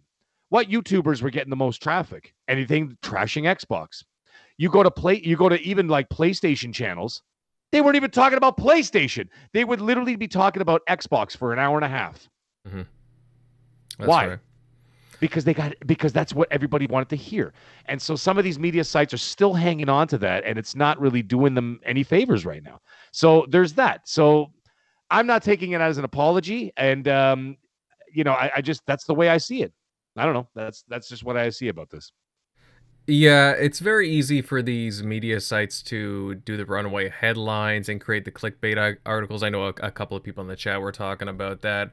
It's just, it's a way of like framing it, right? Because again, Pete Hines, Bethesda, again, they're trying to be nice guys about the situation. They understand that, it does kind of suck, obviously. But at the same time, it's like, well, it also allows them to focus on things. Because, who is it? Duke Togo here in the chat, he said, and I do remember him saying this, didn't Todd Howard double down by saying, hey, at least now that there's no PS5 version, we can now focus on making the Xbox version even better. And that's correct, right? Because again, they only have to focus on like one or two platforms instead of like a broader base of platforms to make this game. So they can, I would hope that they can again, just make these games at the best they can be, right? Again, the last couple of Bethesda games were kind of clunky and bug-ridden and so on. I mean, look at Fallout 76, right? So there's a lot of hopes with Starfield, and hopefully they bring their A game when it comes to when it releases in about, a year or so from now? So yeah, November 11th, if I'm not mistaken. Mm-hmm. Yeah, that's correct. 11/11/22. So that's what showed up when she pressed the ignition on the spaceship or whatever. Mm-hmm. But it's crazy too. I mean, the turnaround from last gen to this gen, because like you said, there was a lot of clickbaiters.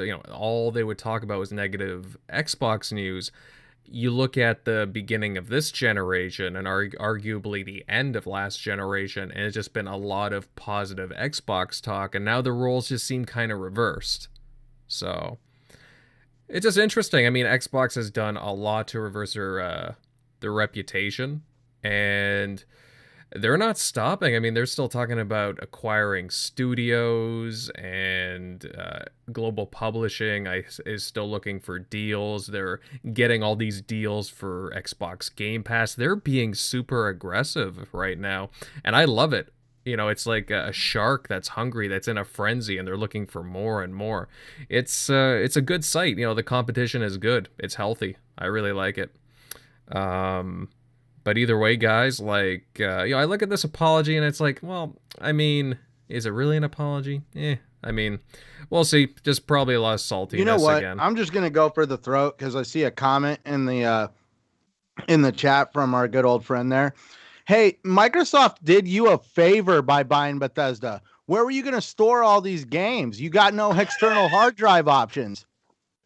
Oh my lord! Just saying. Ba-dum-bum-ch. Good one there, Centurion.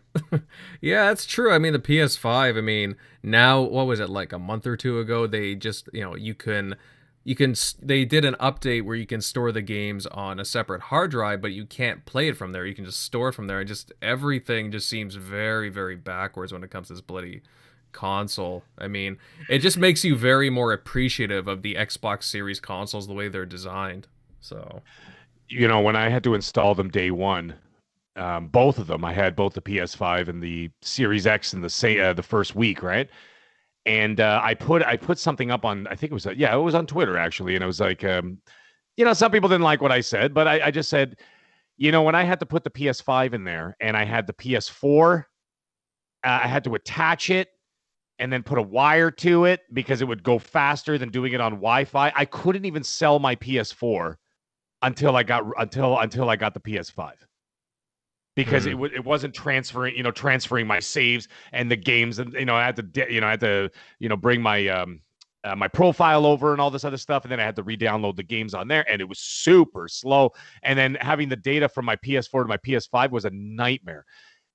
Xbox, you know what I did? I turned it on. Right. That was it. I turned it on, and then the thing showed up on my phone. And then it said, welcome to the Series X or whatever the hell it was. Press this button if this is you. Click. And then that was it. Done. And then everything was already there waiting for me, ready to go. I had to do absolutely nothing. And I put that up there. I'm like, these are all the steps that I had to do to get my PS5 up and running. And then right next to it, I put Xbox. I turned it on. And like it does make you feel so much more appreciative for what they've done and the work that went into it. And, and Jason Ronald and his team, what they were able to pull off was like nothing short of a miracle. And I mean, what a sturdy beast of a machine, no issues, whatever. Like even with my PS5, when I play a game, I was talking to, I'm not going to say their names, but I was talking to some other people in the community. They're like, oh yeah, listen, when you're shutting down your PS5, when you're done a game, go back to the home screen. Then go to the game, close the gamer application, do not put it into rest mode, then go over to the power button, and then you have to go to turn off PS5, and then do that every time. Mm-hmm. And they're like, I can't even leave a game running in the background. They're like, no, it'll probably crash your console the next time you turn it on. And I'm like, Jesus Christ, okay.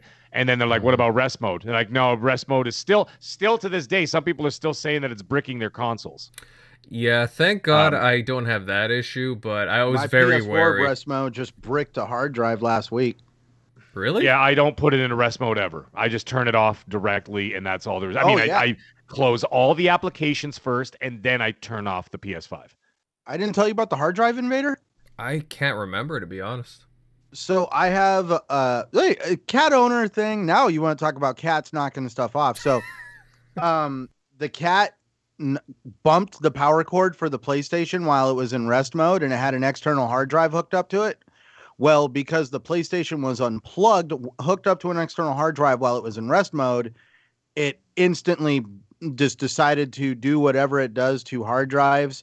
My computer was able to fix the hard drive, but it does what every PlayStation, it happens on the PS5 even. it won't accept the hard drive back.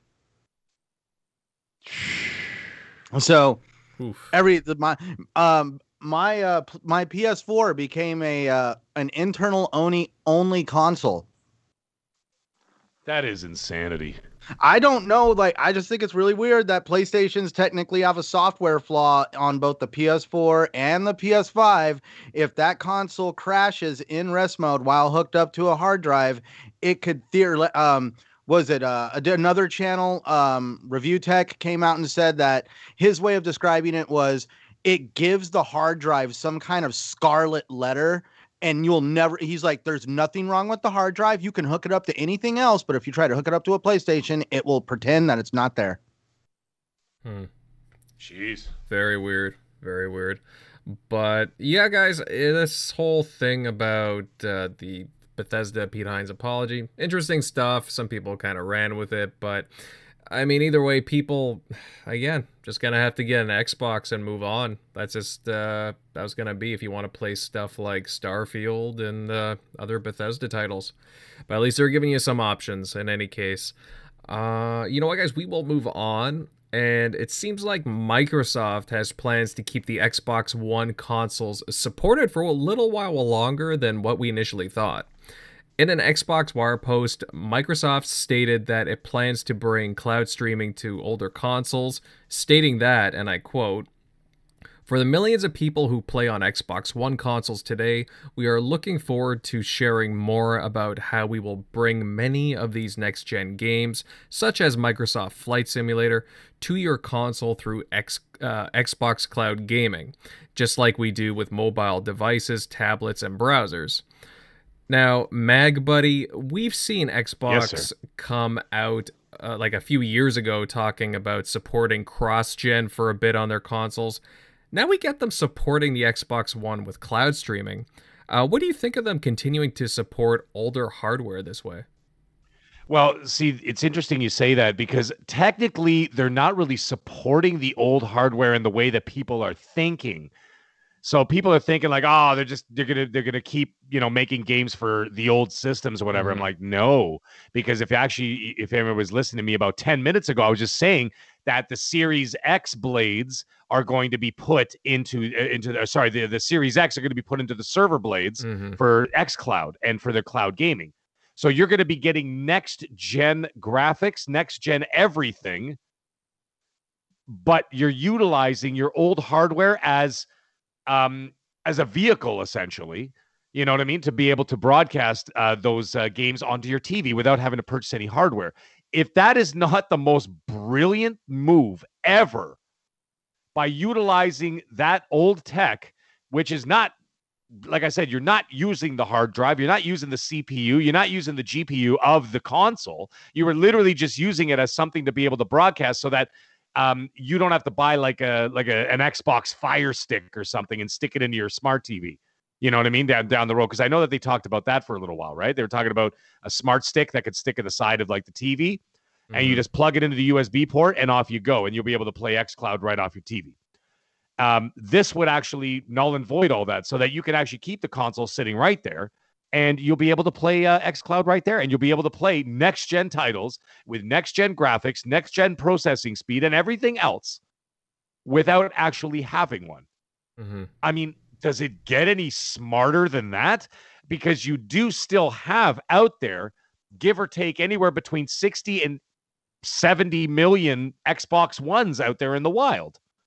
And you got to also think there's probably a lot of people out there with kids, and those parents probably don't want to spend $500 for 8-year-old Jimmy, okay? Because it's a lot of money, right? So they're like, well, he's already got it. All they have to do is pay for Game Pass Ultimate. If that's not, and then you don't even have to buy controllers. You got your controllers already. The console is now your vehicle to that. Like my son, for example, he's 8 years old. You think I'm buying him a series? Like I got 2 Series X in my house, one for my wife, one for me. Okay. And do you think I'm going to buy a third one for an 8-year-old who's going to be playing like whatever that stupid delivery game is with the floppy humans or like Human Fall Flat? You think I'm going to pay $500 so we can play that? What happens the day your kid looks you in the face and says 120 or bust?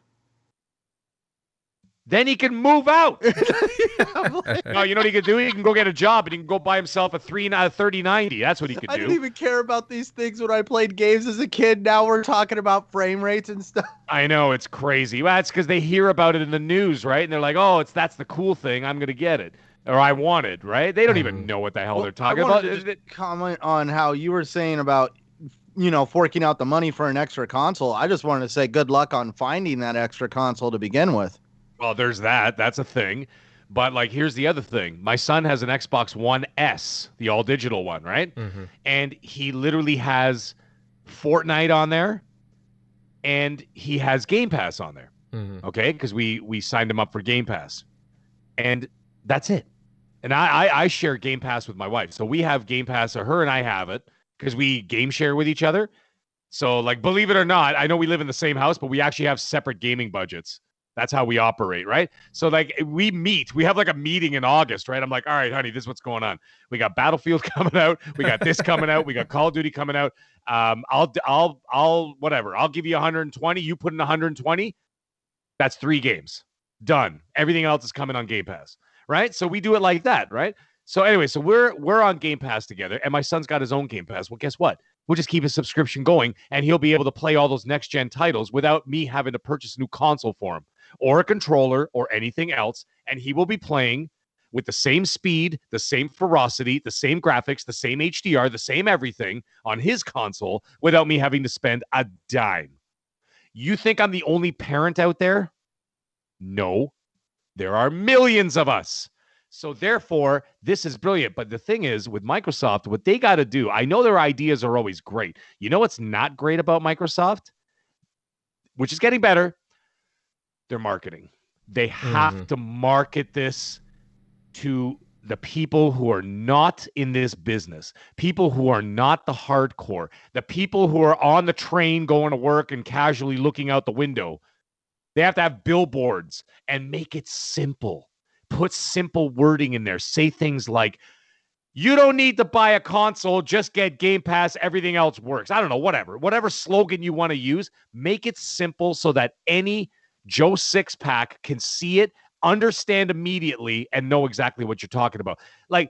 You don't need to be, you don't have to be this guy. Let's say, a guy walks into an EB Games or whatever, or a Best Buy, and he's like, yeah, which console do I get? He doesn't want to sit there for a 45-minute PowerPoint presentation as to which one's better. You know what I mean? Because he's buying it for his nephew for Christmas. Put the words nice and simple out there and say, this is what we're doing. If you already have it, everything next gen will work on it. All you have to do is subscribe to Game Pass. Done. You've solved the problem. You've solved the issue. It's already there. And now you don't have to worry about it. Now the parents are going, what do you mean? That's it? I don't have to do anything? They're like, nope.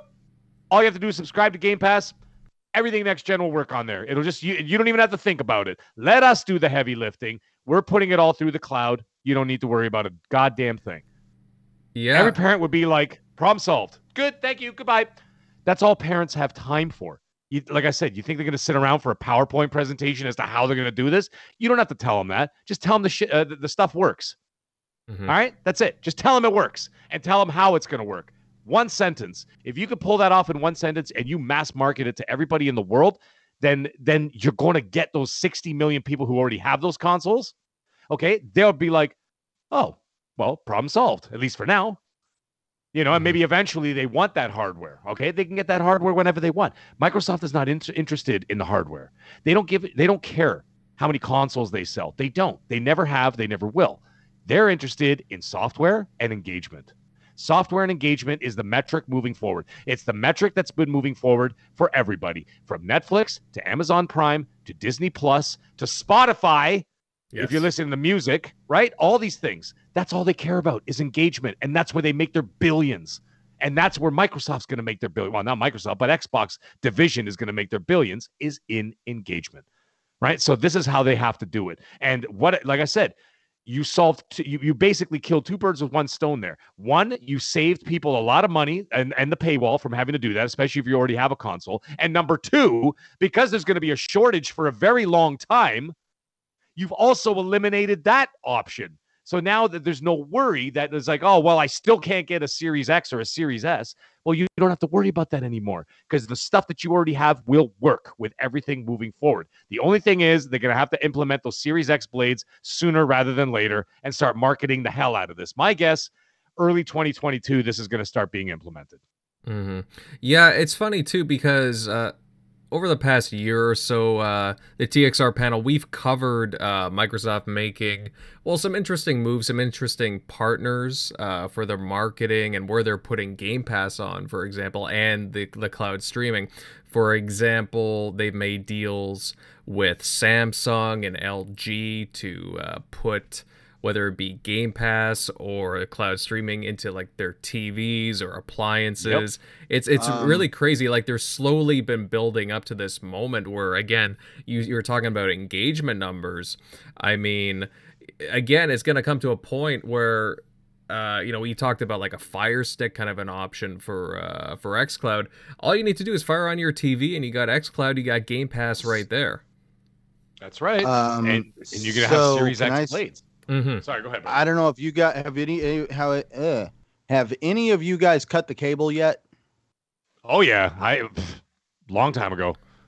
Well, I don't know about you, but I do a lot of my TV watching through Hulu now, and I'm starting to see Game Pass popping up on Hulu. Like, not the games or anything, but the marketing. Well, there you go. Mm-hmm. And ever since Starfield got released, I don't know about you guys, or not released, but since, again, the trailer got announced recently, I've been seeing it pop up everywhere. Me too. YouTube, podcasts, everything. Yeah. It's either Starfield or Redfall. Actually, I've seen a lot of Redfall, too. I've seen a couple of those, actually, now that you mention it, but mostly Starfield. Starfield's bloody everywhere. It's crazy. Is anybody else excited for Redfall, or is it just me? Well, you know what? It's hard to get excited for a 3D trailer that I don't know what the hell it is. It's hard to say because I can't say that it really did anything for me personally. That's not to say that it wasn't a bad or a good trailer or anything like that. I know people who are excited for it, and that's good because not everything's going to be to my tastes, and I respect that. It's just, I don't know, again, kind of like with the Starfield trailer, I would like to see some more gameplay for these big games coming. The good thing, though, that game's coming in a year. Summer 2022. So we won't have to wait too long. I would imagine at the next XO event, Gamescom, or maybe what was it, the Game Awards. I mean, there's a few options there for showing off gameplay. We'll probably get some of that soon. I can't really say that it really intrigued me. I think what did it for me was I was expecting more of a just more structurally a single player experience from Arcane, but it ended up being a more of a co-op game. But I'm open to the concept of it. It's just I won't say that that's one of the games that I'm personally really looking forward to, but hey man, if you are, that's great. You know, the thing is, I've spoken to Randall Thor a bunch of times about this. We've done a couple of shows together, and we were talking, and the one thing is he said that actually struck me because it's something I felt that I never really expressed it till he said it.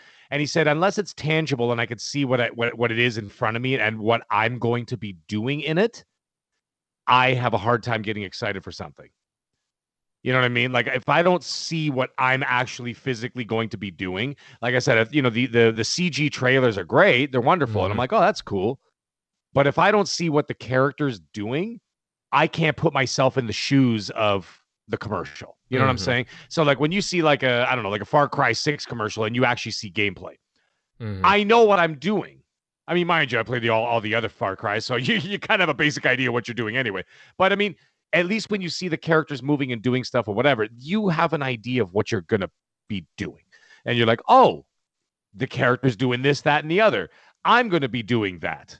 Cool. Now I'm excited or not excited because however you respond to it is because you know exactly what the character is going to be doing. And you're like, all right, cool. But when I see like a CG trailer of a bunch of people jumping around and, cracking jokes and smiling and shooting at vampires, I'm like, okay, so what are we doing? Is it first person? Is it third person? Is it like Left 4 Dead with vampires? What is this? Right. And when I get left with more questions than answers, that's when I don't get excited. I'm like, all right, I'll see it eventually. Mhm. You know that you were just saying maybe at Gamescom, maybe at XO, because there's rumors of the XO show coming back in December. That's We'll right. probably see something then, and then maybe we'll see a little bit of a deeper dive, maybe like a 5-minute preview or something. Then I'll get excited. But until then, I'll be like, all right, it's on the radar. Same with Starfield. I don't even know what the hell. I mean, I know they said it's a single-player RPG, and they said basically it's going to be like Indiana Jones in space or something like that, right? And I'm like, okay. I still haven't seen it. You know, I just saw a woman walk into a rocket ship and then just take off. That was basically it, right? So I don't know. We'll see how it goes. Well, again, I don't mind CG trailers, but it does get to a point where you do need to see some tangible stuff. But we won't. It doesn't seem like we'll be waiting long for it. So there's that. So we'll just have to wait and see. Like, I mean, Centurion, that really caught your eye, right? Redfall. I don't know why I said Redfield. Probably it makes me sound like Chris Redfield. Redfield and Redfall mixed together. Yeah. I'm not trying to sound. I have no idea what the game is about, so please forgive me. I am like really reaching into my crazy mind when I said I get like an Overwatch vibe from it. Oh yeah. Yeah. That's actually not that. Huh? That's plausible. For me, it was the cooperation about how the sniper asked the girl to materialize a elevator for him to get to the roof. So inherently, there's some cooperation, which is how Overwatch works. Is depending on what class your character falls in and what you're doing, your ability can sometimes make or break. Yeah. So I don't know. It just looks really good to me. I love games that I could just sit down and play with my friends and just hang out. And this looks like it's going to be one of them. Which reminds me, we still got to bite into Vermintide. So Vermintide, yes. No, I definitely want. You want to know another game I found? Space Crew. Don't know if I know that one. Well, Bomber Crew. Okay. Oh is that the one where like space? I missed Bomber Crew, and I've never played Bomber Crew, but I found Space Crew, and it's the newer version of it. And dude, this game is a little harder than it looks. Oh, okay. I have to take a look at that then. Oh yeah, because now they can invade your ship and stuff, I guess. Because I watched a few reviews, so like there's a lot more multitasking from. Everybody that I watched a review on this one, they said there's a lot more in-depth multitasking because there's just so much more you can do. So, yeah, that was the one that I also picked up the same time with Vermintide. Okay, all right. Well, it's one I gotta keep an eye on. So, yeah, we can give it a shot sometime soon. All right, guys. I think on that note, we'll move on to our last topic, and I guess we should talk about some of the other shows that took place during E3. We had Nintendo, Ubisoft, Capcom, Digital Devolver, and a few others showcase their games.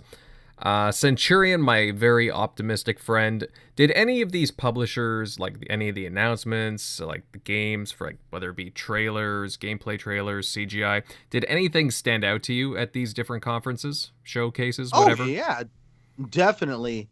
Now there is one game that I am really looking forward to. I'm been getting a lot of scuff from different people when I tell them, but I am looking forward to oh my God, Rainbow Six Extraction.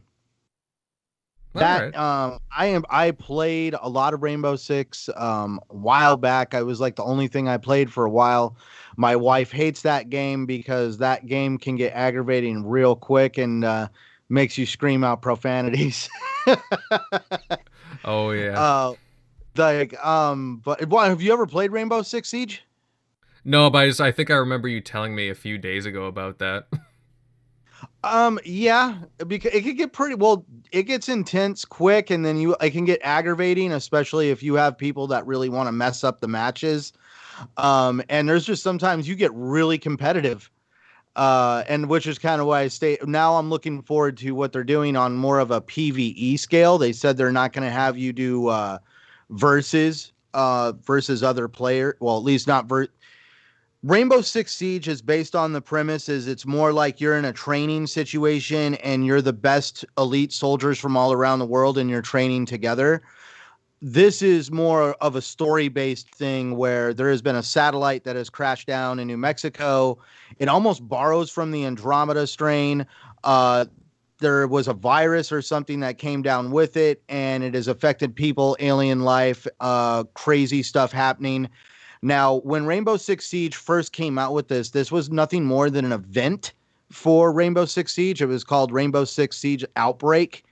And it was like a 2-week event. And what was fun about it was you had to really go in with some friends that really knew what they were doing and chose the characters well. The character that they chose, they knew how they operated and what their abilities could do and what weapons they came with, because it wasn't just you held a point. There was objectives. The beginning of the mission was there was a helicopter that crashed and you had to rescue the pilot. And it wasn't just walk in and touch him with your hand and the guy gets up and, oh, I'm healed. In Rainbow Six Siege, you actually have to get down and heal somebody. So this one, same thing here. There was a healing process and you had to defend the player doing that. I mean, there was a lot of cooperation involved. I'm looking forward to that on a much larger scale with Extraction. I could go on all day with this Ubisoft thing because that was kind of like outside of Xbox. I really enjoyed the Ubisoft show. Yeah, they had a few things because, they showed off more Far Cry 6, which, I mean, it looks like a pretty decent game overall from what I can tell. Far Cry 6. Dude. And the fact that I feel that they've given a little bit more glimpse into the story of Far Cry 6 and just how, yet again, we have another crazy bad guy who is going to become iconic. And their Battle Pass thing for the, you get to play as DLC, the last 3 villains in their games? That actually looks pretty cool. For starters, I think with their Battle Pass, you also get the remaster of Far Cry 3 Blood Dragon. Hilarious part is I just bought that not too long ago to play it, and now there's a remaster of it, so I was like, that stinks. But yeah, the other DLC is they're embracing what is so great about the franchise, and that is the bad guys and how iconic they've been. And they're going to touch on, I think, Voss, Pagan Min, the Father, and I believe those are the main ones they're going to touch on, but I wouldn't be surprised if there's a lot more. What else did we get? We saw a Nintendo announcement there for the sequel to the Mario and Rabbids game. Was it Sparks of Hope? I saw some people talking about that. It's kind of neat. What else? As well, the Avatar game, Frontiers of Pandora. Yes. That kind of came out of left field for me. I mean, holy cow. It took forever to make the Avatar movie, so I'm pretty sure it's just as well for the game to come out of left field, too. Yeah, aren't they doing a sequel to that now or something? The movie? Oh, yeah. I've heard that James Cameron's working on a sequel. Well, it is James Cameron, I think, that's still working on it, because I know he was really big into Avatar. There's 4 of them coming. Oh, God. Yep. See, told you. Yeah, he's filming 4 of them back to back right now. He's basically done the second one, and he's on the 3, 4. I swear to God, I'm not even making this up. He's got Avatar 2, 3, 4, and 5. You know what? All coming. Not to sound like a complete geek, but if anybody really goes into James Cameron's biography of what he does, it does not surprise me he's doing 4 movies at once, 3 or 4 at once. Yeah. Now the thing is, he wants to showcase a new technology for each one that he's worked on, like something to push the cinema, basically the movie industry forward, which he did with the first Avatar. Remember that with the 3D, right? And he elevated 3D to a whole new level of unbelievable. So and so now he's got something else up his sleeve for the next one, and then of course the other subsequent films coming after that. James Cameron has been pushing forward the entertainment industry since, we'll start with The Abyss, a movie completely done underwater robotics. Because of his work with The Abyss, he was able to do Titanic. He was able to explore the wreckage of the Titanic like never before. Was able to help document the wreck of the Titanic like never before internally. His experience with robotics helped lead him to become pretty much one of the world's foremost experts of underwater robotics. The United States government called him in with the pipeline oil crisis in the Gulf of Mexico when they were venting oil into the Gulf of Mexico. They actually got James Cameron involved because they needed to use underwater robotics. Hey, what's he specialized in? And because he had such a passion for underwater, he actually has personally built a submarine out his own personal passion project and actually dove the Mariana Trench. Jeez. Damn. Like, I mean, like, there's like a whole documentary on it. The second Avatar movie is actually, most of it is in underwater, by the way. See, that's why I'm like, it does not surprise me hearing that about James. Yeah, like it's Pandora, like it's going to be exploring Pandora's underwater kingdoms. So a lot of it's going to be filmed. A lot not going to be filmed. It's already filmed. He's already done. Most of it is underwater. So I thought that was pretty cool. How he does it, I don't know. Let's see how it comes out. But anyways, back to the E3. I know. Well, you see, that's the thing, right? Because besides a couple of shows, I mean, a lot of it was kind of lackluster, I'll be honest. And, you know, not a lot shown. Nintendo had a good showing. If it wasn't for Microsoft and Nintendo, oh boy, it would have been a dreadful E3. Nintendo had Metroid Dread, which, I mean, I wasn't expecting. I was hoping for some actual Metroid Prime 4 news, or at least the Metroid trilogy. Nothing on that yet. They're still working on it, but Metroid Dread was announced. It looks cool. A good side scroller. Breath of the Wild 2 gameplay, that actually has a release date for 2022, so really not too far. And this one kind of caught my eye. I know a lot of people are like, oh, that's kind of cool. WarioWare, the latest iteration in that series, Get It Together. I thought that was pretty cool. I might pick it up. Mag, did anything else catch your eye from any of these conferences, showcases? Not really. The only ones is because I'm a big Ubisoft fan, and a lot of people are saying, oh, the show was lackluster, the Ubisoft show was lackluster, but I'm like, well, you know, it gave me what I was looking for from Ubisoft, and I do behind the scenes work with Ubisoft, which I'm not allowed to discuss. However, I'm a huge Assassin's Creed fan. I have 100% completed every Assassin's Creed game. And my wife actually just poured 170 hours into AC Valhalla. And I was playing. Are we talking like achievement 100%? Yes. Holy cow. Sorry, bow to thee. I posted actually not that long ago from like just earlier last year. I got 1850 out of 1850 on Assassin's Creed Odyssey. So yeah, as in 1,850 achievement, the whole thing, the whole kit and caboodle for all the DLCs and everything. But I do that for all the Assassin's Creed games. Anyways, I'm 45 hours into AC Valhalla now because I was playing like a plethora of other games between, you know, the launch of the consoles up till now. And I finally got to that point where I'm like, you know what? This is the summer of Assassin's Creed. I'm going to do it. So I was really, really excited to see what they were going to do, moving forward. And they did not disappoint me, especially being an Assassin's Creed fan. So they showed the second expansion for AC Valhalla. The first one is the one in Ireland, Wrath of the Druids. They already showed that. It's already available now. I haven't played it yet. I'm not even like a third through the damn story, and I'm only 45 hours in. But then they showed the Paris expansion. And the Paris expansion is a true story, obviously, for any historians out there, about how the Vikings eventually made their way up to France and invaded France and in Paris, and about the siege of Paris and stuff, right? Pretty wild stuff. So anyways, I'm really excited for that. And what was even more exciting is that at the end of that Assassin's Creed thing, she said, and then we will be talking about the year 2 content coming. So I'm like, holy mackerel, they're going to have expansions going until 2023. Oof. And if anybody knows anything about Assassin's Creed, their expansions are like the Witcher 3 expansions. One DLC expansion is like 40 hours. So that's like a whole game in itself. That's what happened to me on Odyssey. I was like, whoo, I did Odyssey. Let's do the expansions. And all of a sudden it showed me the Atlantis map. And I was like, I'm screwed. I am so screwed. It's basically a whole new game. It's like another 40 bloody hours. But I mean, it's good. I mean, if you're into the series, it doesn't feel like it. You're just like, wow, I just getting all this content for a great price. So anyways, that really excited me. Avatar, jury's out on that one because I haven't really seen anything other than that trailer they showed. I'm like, let's see what's coming up when that comes out.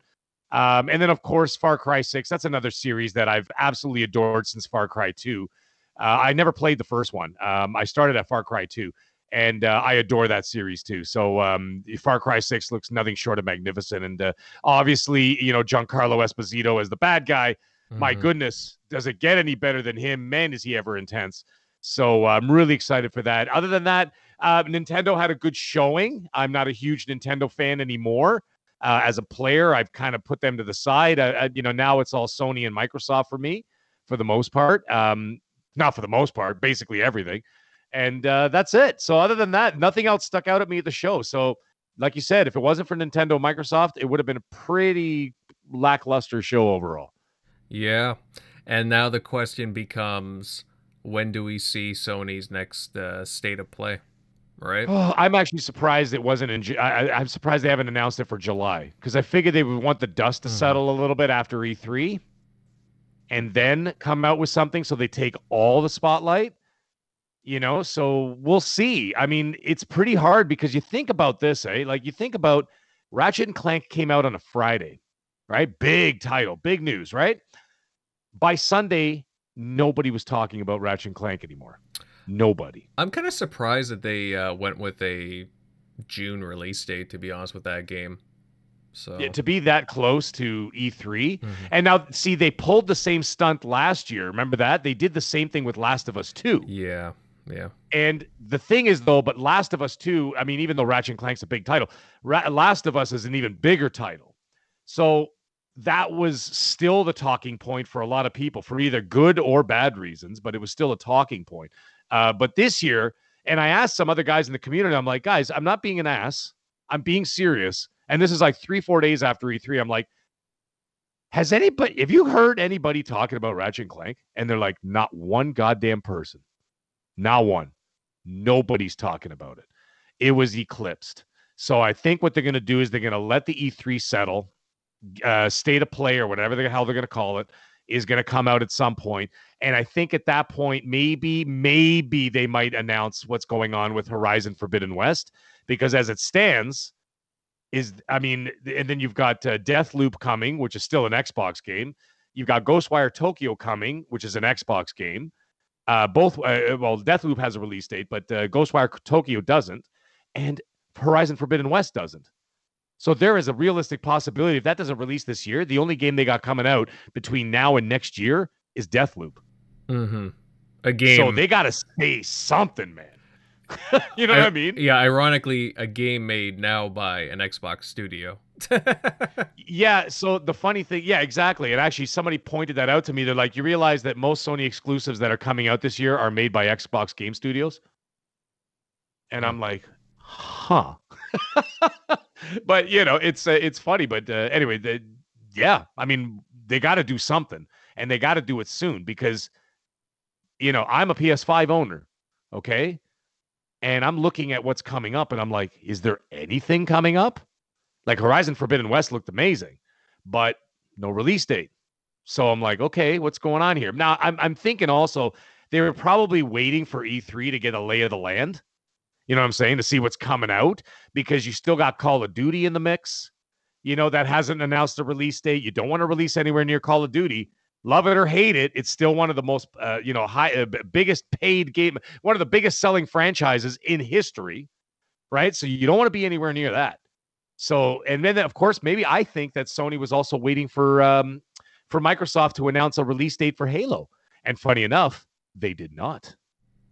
They just said holiday 2021. Because I think as a first-person shooter, I think they're also waiting to see what's going on with Call of Duty this year, right? Because you already got a date for Battlefield. Right now, you're just waiting for Call of Duty. You don't want to have a Titanfall 2 situation now. Well, I think what's interesting too is that Forza Horizon 5 is coming out in November. So I forgot about that too. So then where do you place Halo Infinite? Is it going to be like early December? You have to be careful there too, because December 7th is Dying Light 2. And that's being correct. Marketed by Microsoft. That's correct. It's just they give you this holiday, 2021 date. Yeah. So you're assuming a time frame. I'm just gonna go by from American Thanksgiving possibly to to the end of the year. So there's only you don't want to cannibalize your own games. Yeah, that's you know what I'm saying. You don't want to cannibalize your own product. They have a marketing deal with Dying Light, and I still think it's coming to Game Pass day one. You've got Battlefield that they're marketing, and of course they're in bed with EA. You've got Forza Horizon 5 coming out in November, first party studio coming to Game Pass. Where do you put Halo? Right? And that's the thing. And Halo needs to breathe. That's their biggest franchise in their history. Right? If Dying Light's coming out, first week of December? December 7th. Okay, so if we're going by these kind of dates, you know what? We could see a time frame of like the last week of November going into the first week of December, from like the 29th to like the 3rd or the 4th, something like that. It's possible. It's very possible. Or they shadow drop it in September. They could just be like, hey, you know what? The game's coming along a lot smoother than what we thought, and we're going to release it earlier. Maybe. Like, why not? I mean, if they're not ready by now, there's a problem. Although, you know what I'm saying? An extra year, for Christ's sake. You're right, but I will put it like this too. They will be. I would be shocked if they didn't time it with Halo's anniversary as well. Well, you see, that's the other thing. That's a bit of a conundrum, though, because that's like 6 days from Forza Horizon 5. Exactly. So, do you want to? You can't hammer those two games out. I know they're two separate genres. I don't know. Yeah, if they did release it early, the only thing I could think of, it's like they might come out with like some kind of a way to celebrate it, whether it be like some kind of an event or something for that period. Yes. So it could be that. But it's just, since they gave us this holiday 2021 already, I don't know. To me, it seems like they're going to stick with that. So it just, again, the whole Forza Horizon 5 date just kind of throws a wrench into that. So I'm very curious to see how that works out. But I don't know, guys. I think on that note, I think that rounds out like all like the E3 stuff, because again, Microsoft and Nintendo were pretty much the stars of the show. And then there's a couple of announcements from like some of the other ones, and then some just had no announcements at all, which was very disappointing. But yeah, I think on that note, we'll start closing off tonight's show. And I really enjoyed our chat tonight discussing the Xbox Extended Show, comments made by Pete Hines, and a heck of a lot more. And I gotta say, I think we'll have a lot more to look forward to in the next couple of weeks. As always, I got a shout out to the chat. A massive, massive shout out to our viewers tonight. You guys seriously rock each and every time. Who do we got here? Guys like Other Zinc. We got Predator, Acute Perspective. A lot of cool people here. Thank you. Some new faces here as well. Hey, Crazy Greek Dude, how you doing? We got Truth, La Hellboy, and so on. Thank you all for joining us. Very much appreciated, of course. And if you enjoyed tonight's show, consider leaving a like, sharing this episode out on your social media of choice, and of course, most certainly consider subscribing to the channel. Now let's move over to the outros, starting with our fantastic guest panel member of the evening, Mag. Buddy, thank you for lending your prowess to the show tonight. Where can everybody follow you at? Well, thank you for having me tonight. It was a great show tonight, great discussion. 2 hours flew by like nothing. It was like we were sitting around having a couple of beers, just, shooting the breeze. But it was a great time, both you guys, Centurion and Vader. It was wonderful. Chat, you guys are great as well. I see Christopher Hart's here, because I know him from the Iron Lords podcast fame. I see, King David goes after him all the time. So anyways, guys, it was wonderful as always. And thank you for having me on the show tonight. Anybody want to follow me? I am on Twitter at the Middleagegameguy. That's with a GY at the end. If anybody wants to find me on the Xbox Series X or on the PlayStation 5, I have same name for both, same gamer tag for both. It's all one word, all capitals, because I don't know how to be quiet. It is I am the Mag. That is with 2 G's. You can find me on those on those two platforms. On Monday evenings, you could find me on Primetime Gaming with Mr. Boomstick XL and friends. And this week we have Wandering Dutch as a guest. That's every Monday night, 7 p.m. Eastern Standard Time. And on Tuesday night, you could find me with the legendary Noof Nukem and Titan Drago on Gaming After Dark. That is at 10 p.m. Eastern Standard Time. And I don't even know who the guest is this week. It's a surprise. So we shall see what's going on. Occasionally, you can find me on Crossfire with Mooch. And I've done 3 shows over there over the last month. And sometimes actually, I think in 2 weeks, I will be on Brap, the Basement Radio Arcade podcast with, of course, Brap himself, Enrique. We'll be doing a show sometime first week in July. But anyways, guys, it was wonderful. Everybody have a great evening. We'll talk to you all real soon. Yeah, thanks, buddy. Moving on to, well, the TXR regulars, me and Centurion. Centurion, my man. Solid show tonight. Where can our listeners follow you at? Dude, it's been a great show tonight. I love coming here every Sunday night. We've talked E3, games, Sphinx cats, you name it. We've had conversations all over the place. Really, thank you, Mag, for being here. It was a blast. For those interested in finding me, you can find me, of course, at Centurion1307 on YouTube, Xbox Live, and Twitter. You can find me here every Sunday night on the TXR Podcast and every Saturday night on the Shop Podcast. Good stuff, my man. And to round this out, of course, this is Invader, and you can all find my content over on YouTube at Invader Gaming. You can also find me on various other video sharing platform sites such as Minds and BitChute. I'm all over the place. But again, lovely, lovely show tonight, gents. And to all of our viewers, we look forward to seeing you here next Sunday. Later, guys. It's been fantastic.